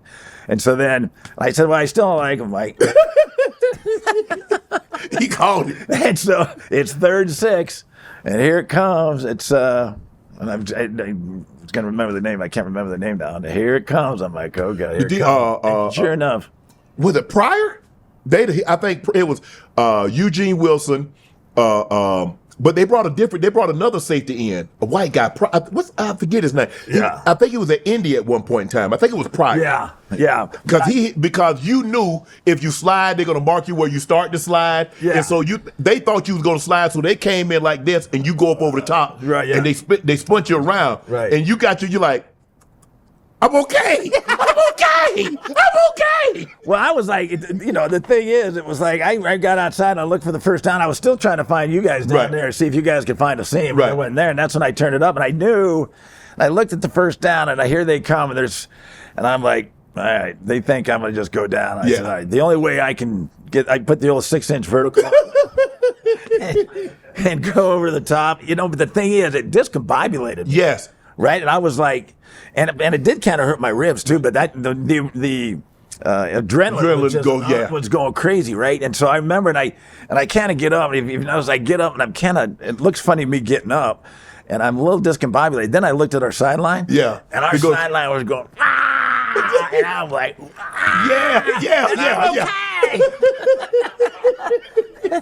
That's exactly. He's like, I'm all right. I'm okay. I did this. And we got the first. What was it about the comeback that made you so great at it? I remember the first time we were playing Kansas City, and we were down like 19-6. Yes, we got 5 minutes, and I remember Vance Johnson and say, "Oh man, we good." Good at, bro, we losing. And Kansas City got the ball. What you mean we good? He said, nah, 7. Hey, you ain't never heard of Mile High Magic? I was like, nah, I ain't seen none either. Yeah. And the next thing I know, we score a touchdown. They stop them, and we get the ball back with less than 2 minutes. And you throw a touchdown to Vance in the south end zone, and we win. Yeah. That was really like the first time that I like, this is incredible. You know what, Shannon? I think the key thing is we've done it a couple times. Yes. And I think the key is, and they give me too much of the credit because I believe everybody, like you just said, Mark Jackson says, you haven't heard of Mile High Magic? Right. Yeah. We all believed it. They did. We did. Right? We So did. I started. And we all believed it, right? Yes. Right. Yes. Right. You learned it. I did. I did. Right. And so that's when, it was a team thing. The fact that everybody knew that, hey, listen, it's time to go. We're running out of chances. And so, it was just a matter. And plus, Dan opened it up a little bit more too at that time, right? So you run around and you're not because as you know, playing for Dan, it was more conservative early and don't make mistakes and but finally the game opened up and it was a matter. We had a bunch of playmakers, Mark and Vance and Ricky Nattil, and so and the offensive line believed it. Yes. So I think that was the key thing is that we started doing it and it was contagious and everybody knew that, okay, they got excited about the opportunity to say, hey, listen, we get a chance to prove it again. And so I think that was the key. Was it the drive that gave you the confidence to like, you know what, I belong in the NFL. I'm that guy. Because you're on the 2-yard line. Yeah. It's either now or never. Yeah, that, you know what, Shannon, that would kind of legitimize me for the first time, especially my first year. I struggled the first year. Second year it was better. We were 13-3, had the home field advantage, wrapped up, got beat in the first round. Yeah. And then we had a good third year. So this was my 4th year, and we had a good year then. And then so, that was kind of my coming out party. It legitimized me to be able to do that, go 98 in, on the road in the AFC Championship game, in the dog circumstances and all that stuff. That I think it put me on the map. And so that was the one that kind of put me on the map. And then, from there it was, went to a couple Super Bowls, went Super Bowl that year and had a good first half. We didn't play well the second half. But. And that was, 15 plays, 98 yards. You overcame a 3rd and 18, the play that you mentioned to Mark. He caught it, and he had to back up and then get skinny and to get the first down. The ball hit Steve on the hip. Yeah. So there's a lot going on there. Yeah, there was, and that, that's another thing about football too. Is because when we're sitting there on the 2-yard line, there's a TV timeout. Yeah. And we're all standing around. I mean, it was cold too. Yes. It was like in Cleveland, if it's 15, it's cold. And it rained and snowed the whole night before. So, and the field was muddy, and so we're standing there in the huddle, and we were all just sitting there, and all I was thinking was, all right, we got to get some breathing room. Right. We still had all our timeouts. There's 5 minutes to go in a game, so it's like, all right, if we get some breathing room. It's not a do or die situation just yet. Right. But if we get some breathing room, then we can. That was the first. Start taking some chances. We start taking some chances, and so we just kept nitpicking. And then I threw a post to Sewell coming out of the backfield. Right. That was kind of the first big play that got us down the field. And the funny thing is, we've been there before. As you start moving the ball, it gets quieter and quieter and quieter, and you can just feel the momentum shift. And then as we kept moving, then we went like this and they went like that, right? Mentally, and then we were able to make some plays and get it down there and get the touchdown. So a lot of people forget too. That was just to get it into overtime, right? But overtime, we had them in overtime because they were shocked. They were shocked because we're in overtime, and then. We're able to continue the momentum that we had in that last drive because we hadn't done a whole lot. They were really good on defense. Yes. And solid. And so we hadn't done a whole lot offensively the whole game. And so, but those last 2 drives, we got it when we started getting that confidence and they were down dumps that we were able to win it. Was that the first time? Because you seem to have Marty's number. Because rest his soul, Marty Schottenheimer was the head coach in Cleveland, and then he goes to Kansas City, and there are so many times that we got him. 98, we start the season. We were 12-0, and we played. I mean, I think if that's your last 400-yard game too. They got a box. I have never seen a boxing one. Who plays a boxing one in football? I got a man and they play in zone everywhere else, and you throw me the ball. You got to keep. I'm like, bro, you see that guy standing over there, but you got a guy trailing you. I'm like, So, well, you know what the thing? Yeah, there is something with Marty, right? Because the next year, so that was '86 in Cleveland. '87, they come here in the AFC Championship game. That's when Ernest Byner fumbled. Yep. Right. Yep. So and I think you got him again in '89. And so then we missed a year, and then '89 they come back here, and that wasn't close, but we beat them good that year. Yeah. But yeah, it was like something. And then Marty went to Cleveland or Kansas City, and we beat him in the AFC Championship game, and then we have the other ones, and so that was now. When Montana was in Kansas City, they did get us on a Monday night. They got us on a Monday night. I thought we had them. I thought we had them. We had the guy bracketed.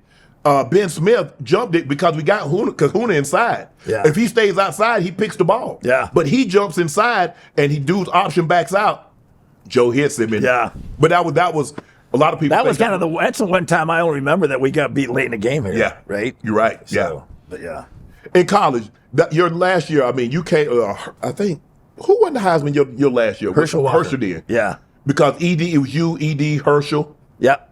Yeah. With the finals. You thought you should have won it that year? I was second. We were 5 and 6. It's hard to it's hard to give even getting there at 5 and 6. Yeah, but exactly. Was that the Cal game? Yeah, that was a Cal game. Oh, come on. That was the last game. We were supposed to go to the bowl game because we hadn't been to a bowl game because we were 4 and 7 my junior year. Pretty good. We were 6 and 5 or 7 and 5 my sophomore year. We'd never gone to a bowl game, so if we win that Cal game, which is our big rivalry, right, then we're going to go to the Peach Bowl, and then 4 seconds to go, and the lateral start happening. I mean, could you believe it? I mean, when they talk about that, could you believe that might be the wildest finish in the history of any sporting event? I'm sitting on the side, I'm sitting on the bench going, okay, and I mean, I can remember sitting there and we're kind of having a good time, and can't believe because we had, we picked up a 4th and 18 or 4th and 17 from our own 13, right, to get down there to kick the field goal, right. And so we're like, wow, yeah, we got down and da-da-da-da. And all of a sudden I'm looking and here comes this wad of people. And I mean, it's just like this. And I look down here, the band's coming on the field. And I'm like, the hell's going on? Right. Right. Next thing they go, touchdown, He ran on the tuba player, the trombone. Oh, yeah. So it was crazy. But I would say this. I had hope that they were going to overturn that for about a week. Yeah. Right? That, okay, they're going to see something. Now there was no replay or anything back then. So you can't correct it. There had to be some illegal laterals in at some point. I think it was down twice, but it was like, that falls on deaf ears. So it doesn't really matter. And I saw it every Thanksgiving for the last 45 years. So I can laugh about it now. You come out. You're the universal regarded number 1 pick in the draft. The Colts hold that. Now, if I'm not mistaken, your favorite player growing up was Burt Jones. Yeah, one of them. Actually, Staubach was number 1. Burt Jones was number 2, yeah. He wore number 7. Did you have an inkling? Did you have an intuition that they were going to leave Baltimore? What was it about Baltimore that you didn't want to play? It was more the owners. It was more the group, right? And the thing is, I had played baseball for the Yankees the summer before. Okay.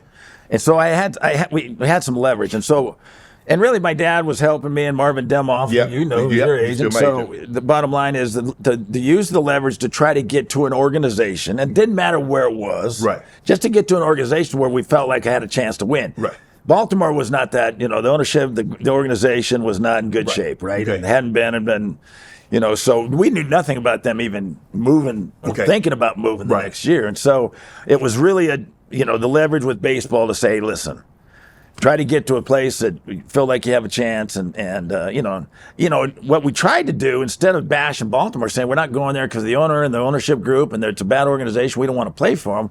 We tried to make up other excuses to try to keep it friendly with and not make their organization look bad, but they ended up come back and haunt me. And, Terry Broadside saying, well, you stay in California and da-da-da-da. But we had the leverage, and the plan was to try to get moved. If they didn't trade the pick, then I was going to play baseball for a year. Right. And then my name would have gone back in the draft the following year. So that was kind of the...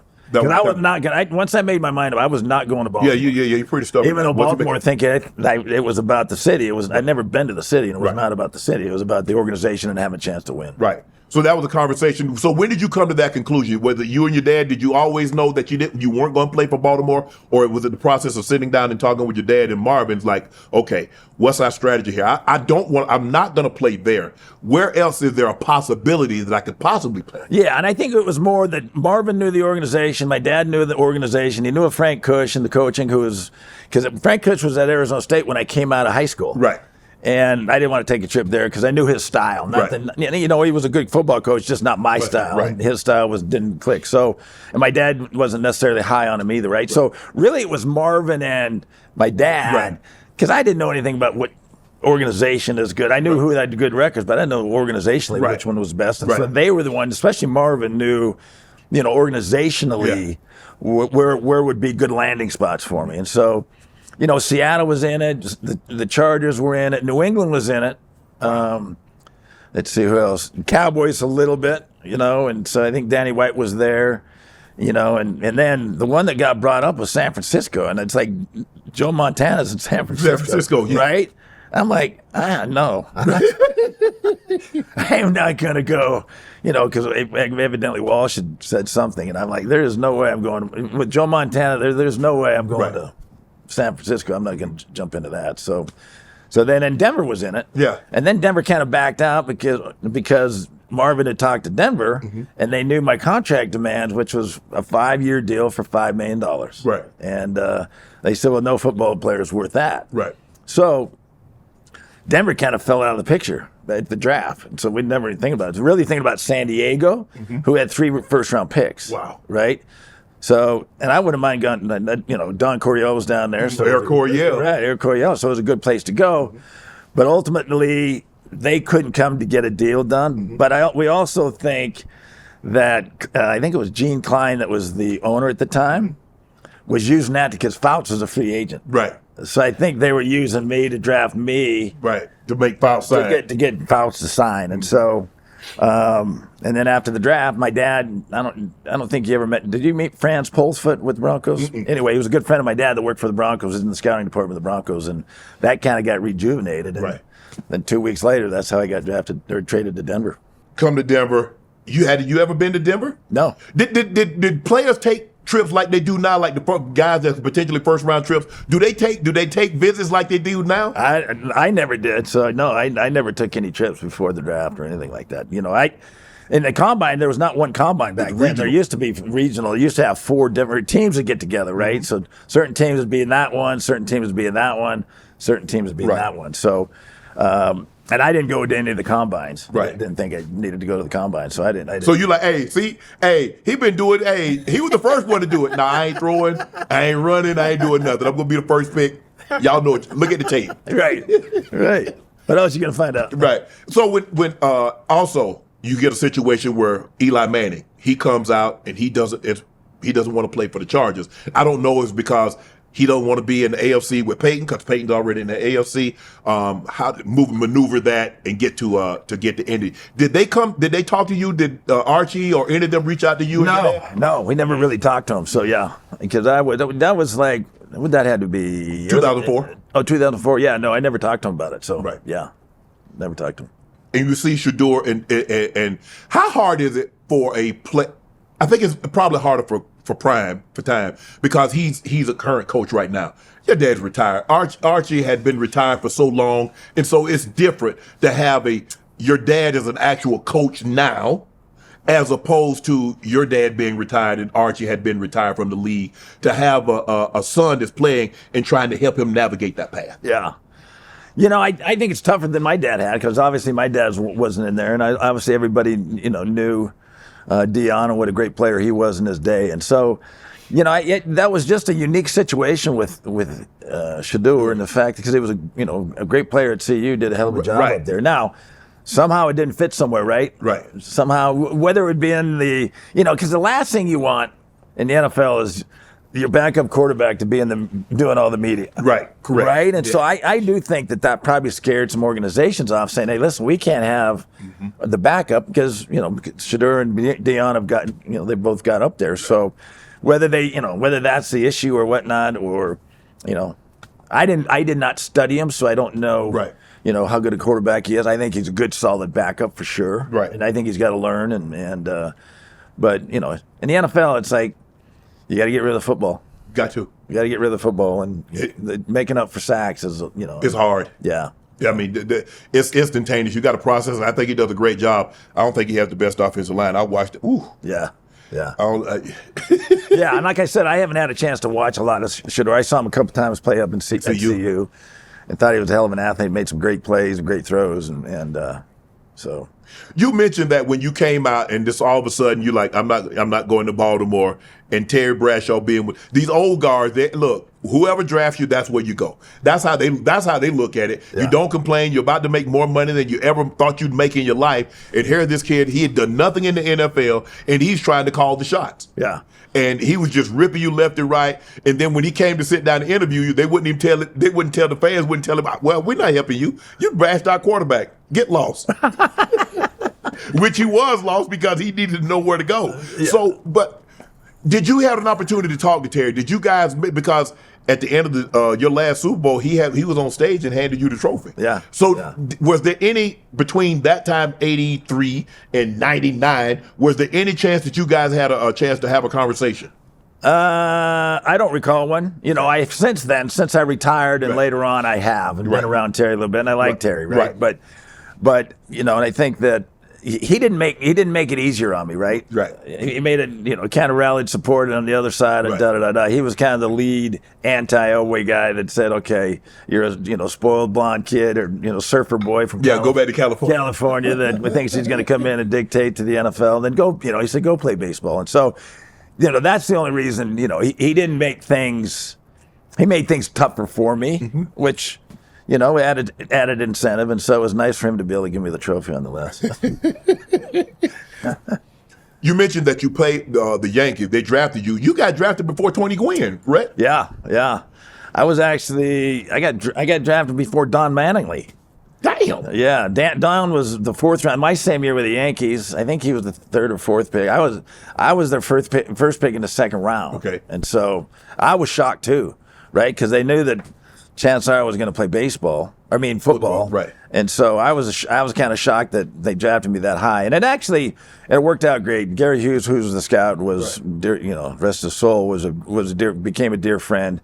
And, playing and then I went and played baseball between my junior and senior year. Right. And actually, enjoyed it. Now, it was different because playing baseball every single day gave me new appreciation for those Major League Baseball players that have to play baseball every day in and day out. And that is an absolute grind, right, to be ready to go. So, but, I got off to a slow start, but I ended up having a pretty good year. But, ultimately I wanted to play football because I like playing the quarterback position. I think it's the best. It's the best, toughest, but it's the most gratifying too. I think that if you can survive it. Yeah. And so, but yeah. So what about that $150K? That didn't hurt though, did it? No, that didn't. No, that did not hurt. I forgot about that. A college kid with $150K in his pocket. But I will say this: it also helped me in school because when I was my first 2 years, I was playing both, and then we'd go to spring ball, and when we were in spring ball, I'd play baseball games on Tuesday, Friday, Saturday, Sunday, and I'd go to spring practice on Monday, Wednesday, Thursday, and Saturday morning I'd go from football practice, go right to the locker room, take my football gear off, put my baseball gear on, and go play baseball. Wow. So that was a lot. Yeah, it became too much, and so the $150K was really good, but also it allowed me to, spend a little more time on studies and kind of enjoy the college life. To where that spring, the last 2 springs, I had a chance to have some fun at school. What did you buy? Did you buy a car? Did you buy anything? I bought a 280ZX. Black and gold and T-tops? T-top. Absolutely. Absolutely. So it's funny. So I got a great story. So I live in this Dell house, and it's called the Dell House. It's 3 stories at Stanford, and there's a lot of football players, a lot of athletes, And we have this parking lot, and up top's a deck, and So I gone down and bought this brand new. It is shiny, and I'm driving it in.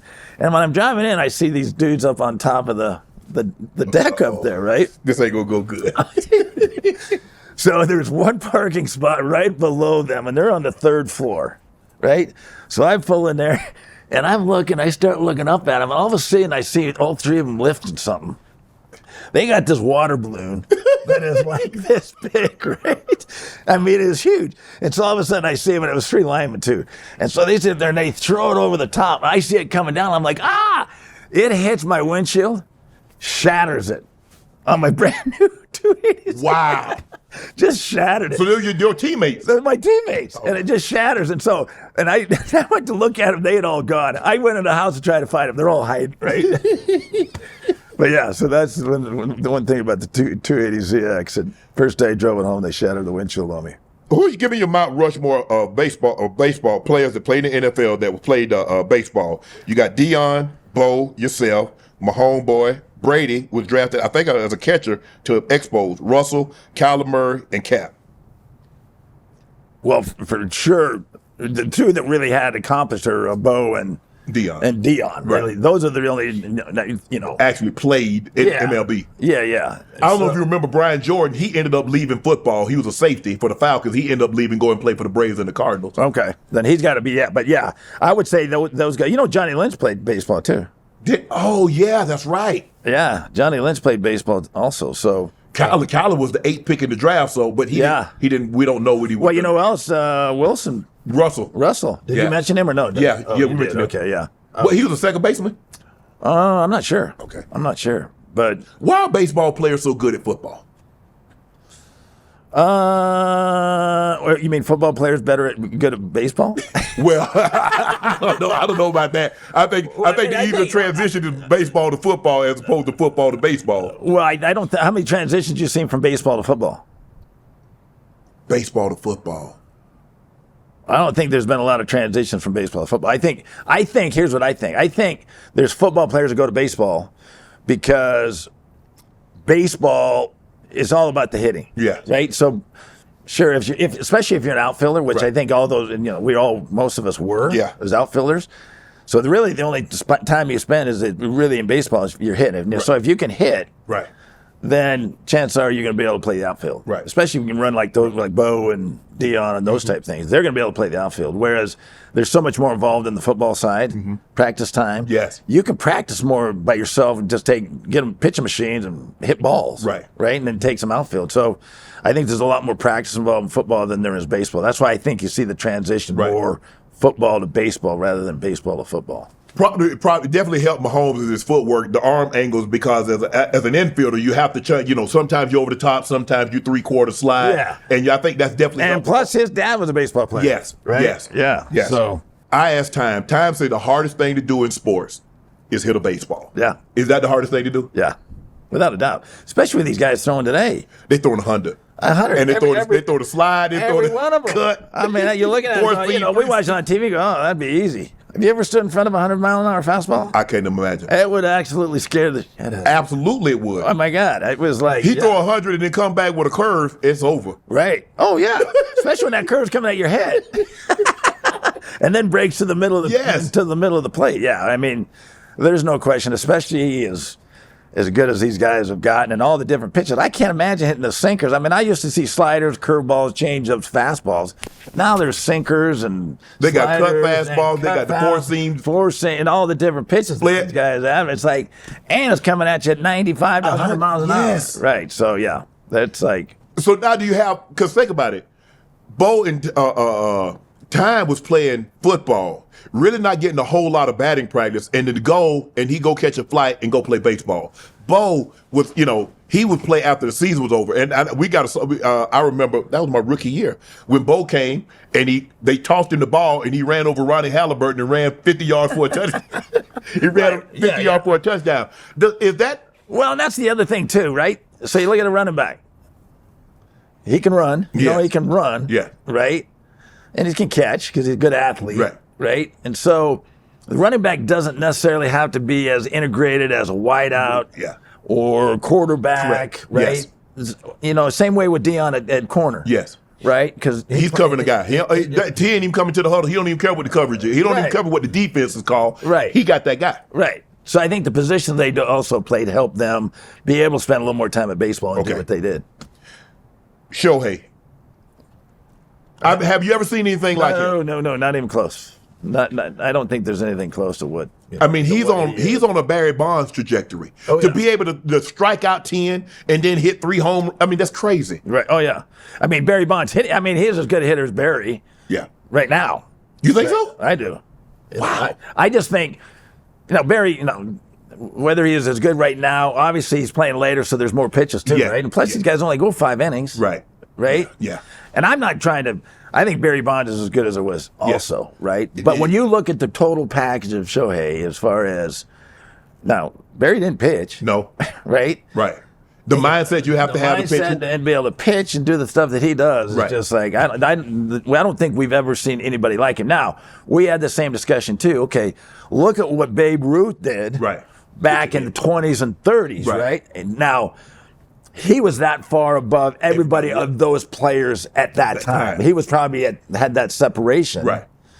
To whereas Ohtani has that separation now. But the big question is, okay, separation from what? But it's still the big separation. Yeah. And, to compare Babe Ruth, because Babe Ruth pitched, right? Compare those two as they're the two best baseball players to play the game. When it comes down to separation at the time that they played, now who's better between those two? Shohei has won 3 consecutive MVPs. I mean, he's a 4-time MVP. He was a 2-time. And that performance that he had in the divisional round of the playoffs, where he pitched, struck out 10, and then he hit those 3 home runs. I don't know if we'll ever see that again. No, I agree. Yeah, but he's unbelievable. I think because if you go back and look at it, John, there were guys that pitched in college that were tremendous hitters, but they wouldn't allow them to do both in the MLB. And Shohei, people like, look, if he can't do both, he's not coming to your team. Yeah, right.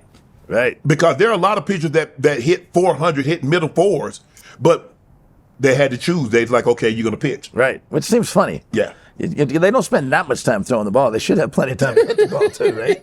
They should be on the mound that long. So, but yeah. What do you think the best? And I think what changed that too is the DH. Yes, because they got it in both leagues now, right? Yeah. They had to. That was so unfair. That the pitcher, because he was an easy out. Yeah, I got you. Then they go to the World Series and the National League hitters, the National League hitters. Or pitchers, or the American League pitchers would have to hit. Have to hit, yeah. They'd have to hey, just get me out of here. When you look at the draft class, the 83 class, you got you got Kelly, you got Marino. In the 4, you got Eli, you got Ben, you got Phillip Rivers. In 2020, you got Joe Burrow, you got Hurst, you got Jay. Is your draft class the best quarterback draft class? Well, time will tell. I think we got we have 3 Hall of Famers. You got three Hall of Famers. And then what was the next year you said? Eli, 04. Eli won 2 Super Bowl. Ben won 2 Super Bowl. Phillips unfortunately didn't get there. Right. And then in 2020, Burrow's been, Hurts has been twice and won, and Jordan Love has yet to get there. Yeah. Well, time will tell. I think the 04 class is pretty good, right? Yeah. When you're talking about Super Bowls. Yeah, with Eli and Ben and Phillips. When you're talking about Super Bowls. Now, Ben's definitely the top of that group, right? Yeah. So, but if you talk about 83, you look at what Danny did. Even though Danny didn't get there, you look at what he did in the passing game in those years. He threw for 5,000 yards in 1984. Yeah, 48 touchdowns. That is the greatest. I don't care what anybody says. That is the greatest passing season ever, considering what the rules were. Correct. And how they attacked the quarterback. 48 touchdowns, 5,000 yards back then. Correct. It's like 6,000 today's game. Absolutely. And so, and then you look at what Jim did going to 4 straight Super Bowls, even though they couldn't get over the hump. Yep. That's a hell of an accomplishment. So, and plus I'm biased, I think, so I'm going to say 83 right now, but you never know. Time will tell. But, you look at, myself as well as Jimmy, what Jimmy did and what Danny did, because Danny went there in his second year. Yep. Right. And so he got Joe. Yeah. Exactly. He got Joe. Exactly. And they were at the peak of their powers. Yeah. They had Jerry, they had JT, they had Roger. Yeah. Their defense was unbelievable. That's the thing about San Francisco is their defense never got the credit because they had those stars offensively. They had the stars offensively, and Bill Walsh was the offense coach and offense coordinator. So, but they were the unsung heroes. They were always that good on defense too. We get this, and I don't know when it happened. The GOAT. You get Joe and you get Tom, and Mahomes get sprinkled in there.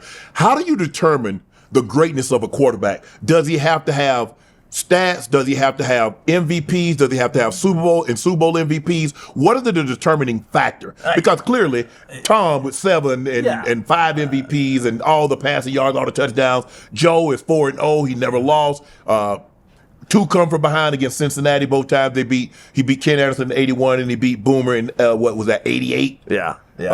I mean, that's the thing is, it's okay. What's the criteria? Right, that's the question to ask. But I think it's still hard to say, with Tom winning 7, right? I mean, it's hard to beat that. Yeah. You think somebody going to beat that number? No. No, I don't think so. Joe, I mean, think about it. He went to 10. Right. He went to 10. You went to 10 Super Bowls. Yeah, I know. And you won 7. Yeah, and I think that's to Tom too, but I think Bill Belichick was that good too, right? I do. As that combination. Yes. Right. Yes. And I mean, you look at it, and I made this comment. You look at the league today, and it's the head coach and the quarterback, right? And who have the great head coach and the great quarterback? Those are the teams that. And now there's a lot of young, good quarterback, and a lot of good young head coaches that are coming up, right? I love Ben Johnson. Yeah, to see how all that plays out, because there's a lot of young, good. But to be good in the NFL, you got to have the head coach, and you have to have the quarterback. And once you have those, then that's the foundation. Built, and now you have a chance every year. Yeah. Right. And if you don't have that, then it's a battle. If somebody would have told me that you would want to be, after your playing career, you want to be a GM and you'd want to select players and you want to build a team, I probably wouldn't have believed it. What went into that thought process of you becoming the GM, becoming the executive VP, and you building a team and eventually building a team that ended up getting to and winning a Super Bowl? I knew I didn't want to coach, right? My dad was a coach, and I knew how much time that he spent at the office when I was young. And then we know, having played, how much those coaches, how much time is spent, because they spend it with us most of the time when we're there, and then they have to spend that much time when we're not there preparing for when we are getting off the plane. They don't even go home on Sunday. They get home and go straight upstairs and start breaking down film for the week. Right. So I knew I didn't want to coach, right? Yes. And plus, I'm not sure how good a coach I could have been, as we talked earlier, because I don't know why he did something like that. Right. You can teach coverage and all those type of things, but you can't teach the instinct stuff. Which is the difference between good and great players, right? Is the instincts. And so, but then I also knew I wanted to get back in football. And, so being a GM to where, could pick the coach, let the coach do his work, and then be a part of the personnel and and collaborate with the staff, the head coach, and those type of things to put the best players what fits what they want to do the best. And so that's what, and plus I didn't have to spend nearly as much time. And I wanted to have some more free time, because we spent so much time when we were playing. You didn't have a lot of free time either. Well, as a quarterback, I remember you taking we didn't have the iPads, and you taking a laundry basket with all those tapes, those beta tapes in there, throwing them over your shoulder like you was a hobo, and going home. So I just imagine, as a coach, people don't realize how much film coaches watch. Right. Yeah. I don't think they have any idea. Right. And it's getting better now, because they got, it's so much easier with the computers and the tape and how they cut it up and all that. They used to have to sit there and cut. You had to cut. They had to. Individuals had to cut them. Now they break it down for all 1st and 10, all 2nd and 5, all. So they can actually spend more time on game planning and seeing what they're doing rather than cutting those tapes up. But because I still want to be in football, I want to be a part of it. I want to use what I'd learned in it, what I saw in winning teams, what I'd seen in losing teams, what I thought was important, and so that's why I decided to come back and do that. And I'm glad I did. It was a great experience. But drafting players, how does I talk to Ozzie all the time, and Ozzie, his first 2 draft picks are top 100 players, Ray Lewis, Jonathan Ogden. Then he drafts Suggs, and then he gets Ed Reed, and I was like, bro, how do you? He said, I just believe what I see. I believe what my eyes tell me. The tape. Yeah. He says, look, I want the guy that I watch on tape. If he comes to the combine and he runs fast, he jumps high, he's explosive. I can see why he did X, Y, and Z. But sometimes guys are just football players. Yeah. He said Suggs. Suggs. I saw Suggs on a track track with track spikes and tights with no shirt on, run 4.8. But somebody got 23 sacks. Right. That's all I know. So he can bend the edge, and he ain't got to run 40 yards to sack the quarterback. Yeah. Yeah. So what was your process of breaking down a player like, okay, this is a player that we would like to have in this organization? Well, I mean, yeah, and Ozzie was one of the best to do it. Yes. Right, and he had instincts when it came down to players, right, and trying to learn from him and what he did, and he's also. He didn't go for the guys from the lower schools that had no names. He went SEC. He went Big Ten. Yes. He went guys that were proven. Yes. Solid, physical, big guys. That's, that was kind of Ozzie style. Yes. And it worked, right? And so, for me, I had to learn that, right? It's kind of learn a style, right? And it was trying to find, and to me, there was. We had a great staff. Matt Russell was our director of player personnel who did a great job and had great instincts but it was more collaboration going through it. What were the needs? Right. And trying to find, because other than Peyton, we're trying to find that damn quarterback the whole time. Yes. Right? And so, but the thing is, and like you said, you can look at tape. You can look at numbers because most everybody has good numbers. Yes. Right.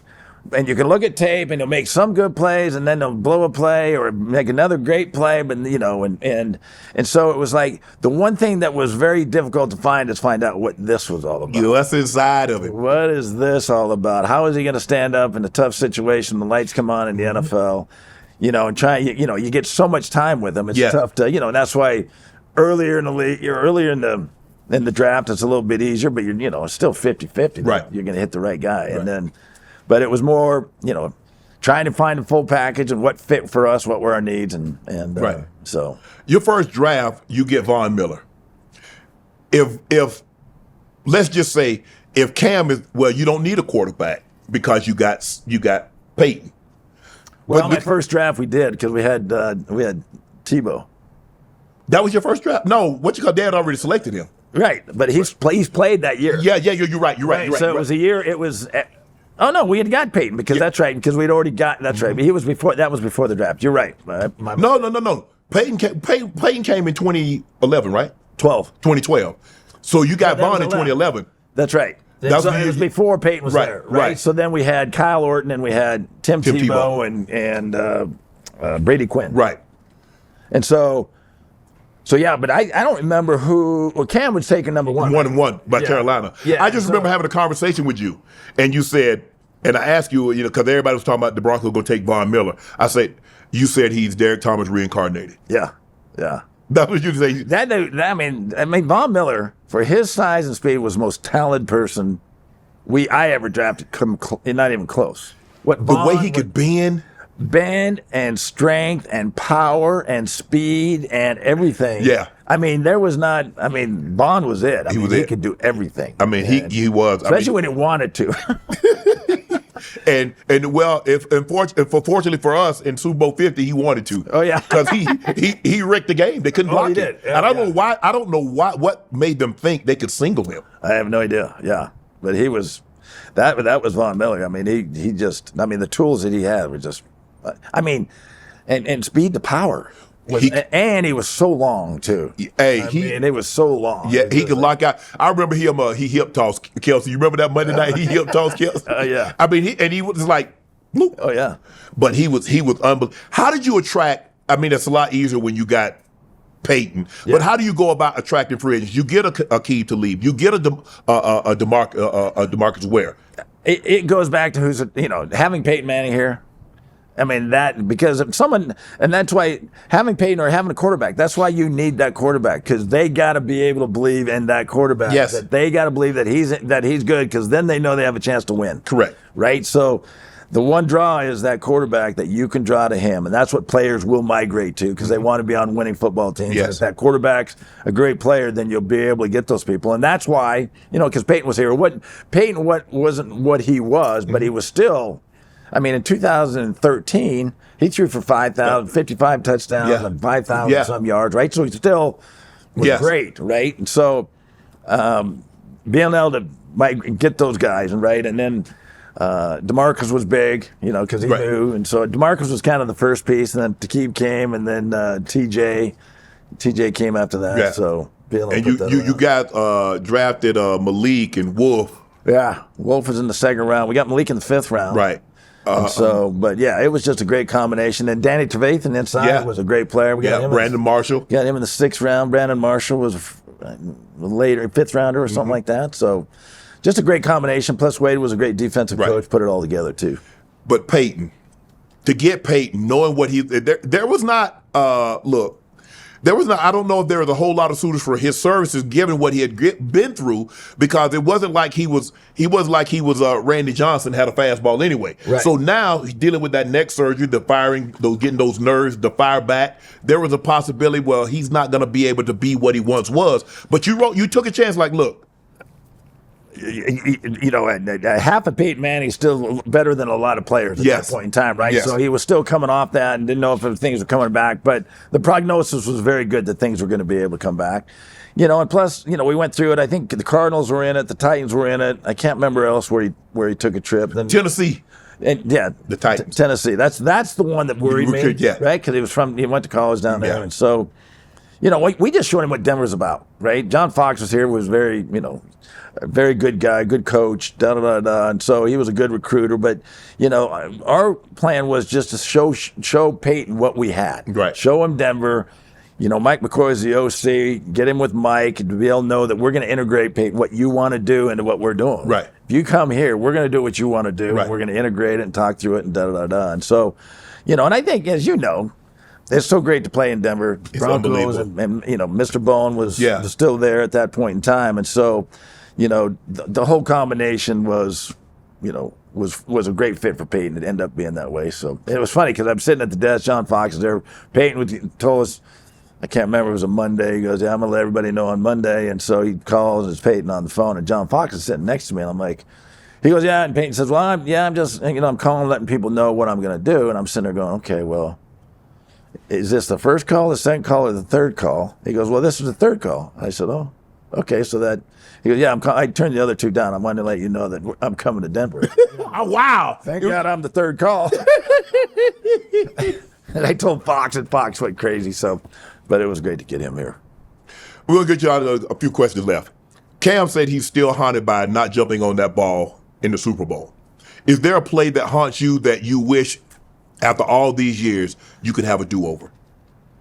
Wow.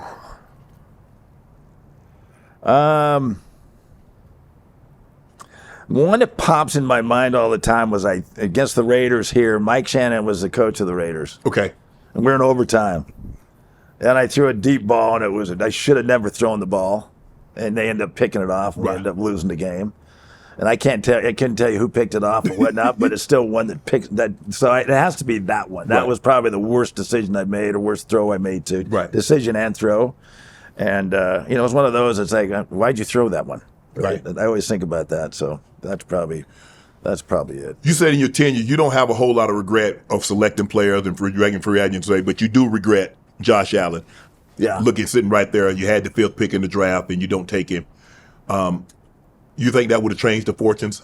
I do. I do. And because I really liked him. But, the problem is in the way that I worked is I wanted buy-in from the coaching staff. Mm-hmm. And I couldn't get the buy-in from the coaching staff, right? I couldn't get everybody on the same page with it. And, and I loved him. Now, when he was coming out, he wasn't perfect. Yeah, he was raw. He was very, very raw, right? And and his accuracy was the biggest question. Right. He was athletic as hell, big, strong, competitive, and all those type things. But there was that was the one question. I loved him.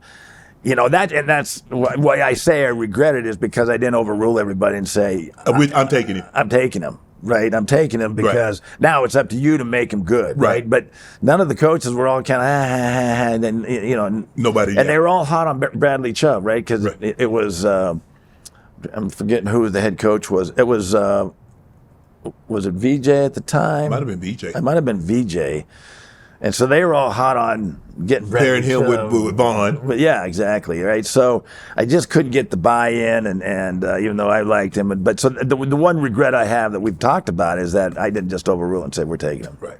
Now, again, you have to have the right coach. To coach him up, because you look at him his first year, he wasn't like that until he got with Dayball, and now these coaches. Correct, and be able to get. That's why if you don't have buy-in on that offensive side, and knowing that, okay, well, so, but. So that's the one we get as a GM. Howie Long said Caleb Williams is this generation's John Elway. You know, he's coming on. He is. He's unbelievable. He's coming on. He's doing better. You know, and the one thing, he's moving around. He's not decision making is getting better, and I think he's a great player. You know, it's like anything. He's still young. He's not. You know, to me, in watching him the few games that I've watched him, he's not hitting the ones he should hit every time. Right. The easy ones, the ones that the square outs, the hitches. Yes. Those type balls that you got to be on target every time. Right. That he's still a little, but that'll come. Right. That'll come with maturity and. But that throw that he made against Green Bay in overtime. Oh my God.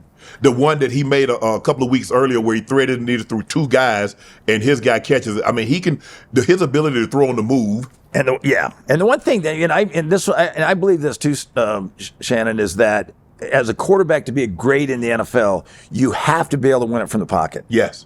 You got to be able to make the throws from the pocket. Now, the addition of movement and creating big plays, yes, extending plays, that is all an added bonus. Right. But to be able to be great, and that's where that's where Caleb, I think, is getting a lot better. Right. Because in college, he's such a better athlete than anybody. He can do whatever he wants, run around all over the place, right? But he seems to be getting more comfortable staying in that pocket. Ben Johnson's keeping him in there a little bit when he's making those throws. And then the added bonus is the ability to move around. The franchise tag was possibly created because of you, because Mr. Bowlen didn't want to use you. So they wanted to be able to tag a player that they felt was a foundation piece that he was going to be remembered for playing for this organization. Do you remember anything about 1993, the free agency? I'd heard the same rumor. I don't know if that's 100% true, but I had heard the same thing, that it was Pat that was one that brought that up and was a staunch supporter of the franchise tag. So, right. Yeah. And I was fine with it because I didn't want to go anywhere else anyway. So, how does John Elway, when it's all said and done, 25 years from now, you came here in '83 and you never left. You have other places in different spots, but this is home. How does John Elway want to be remembered?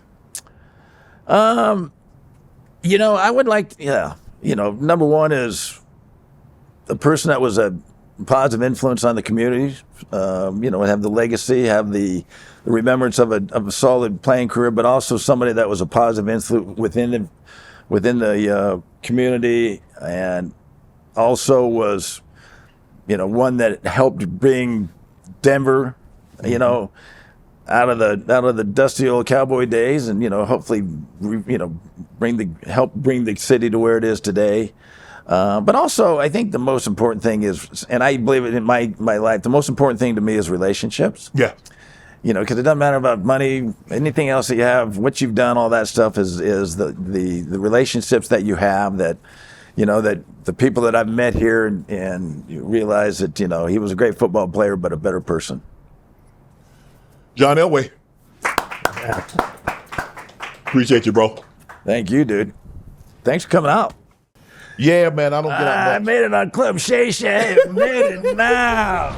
All my life, been grinding all my life. Sacrifice, hustle paid the price.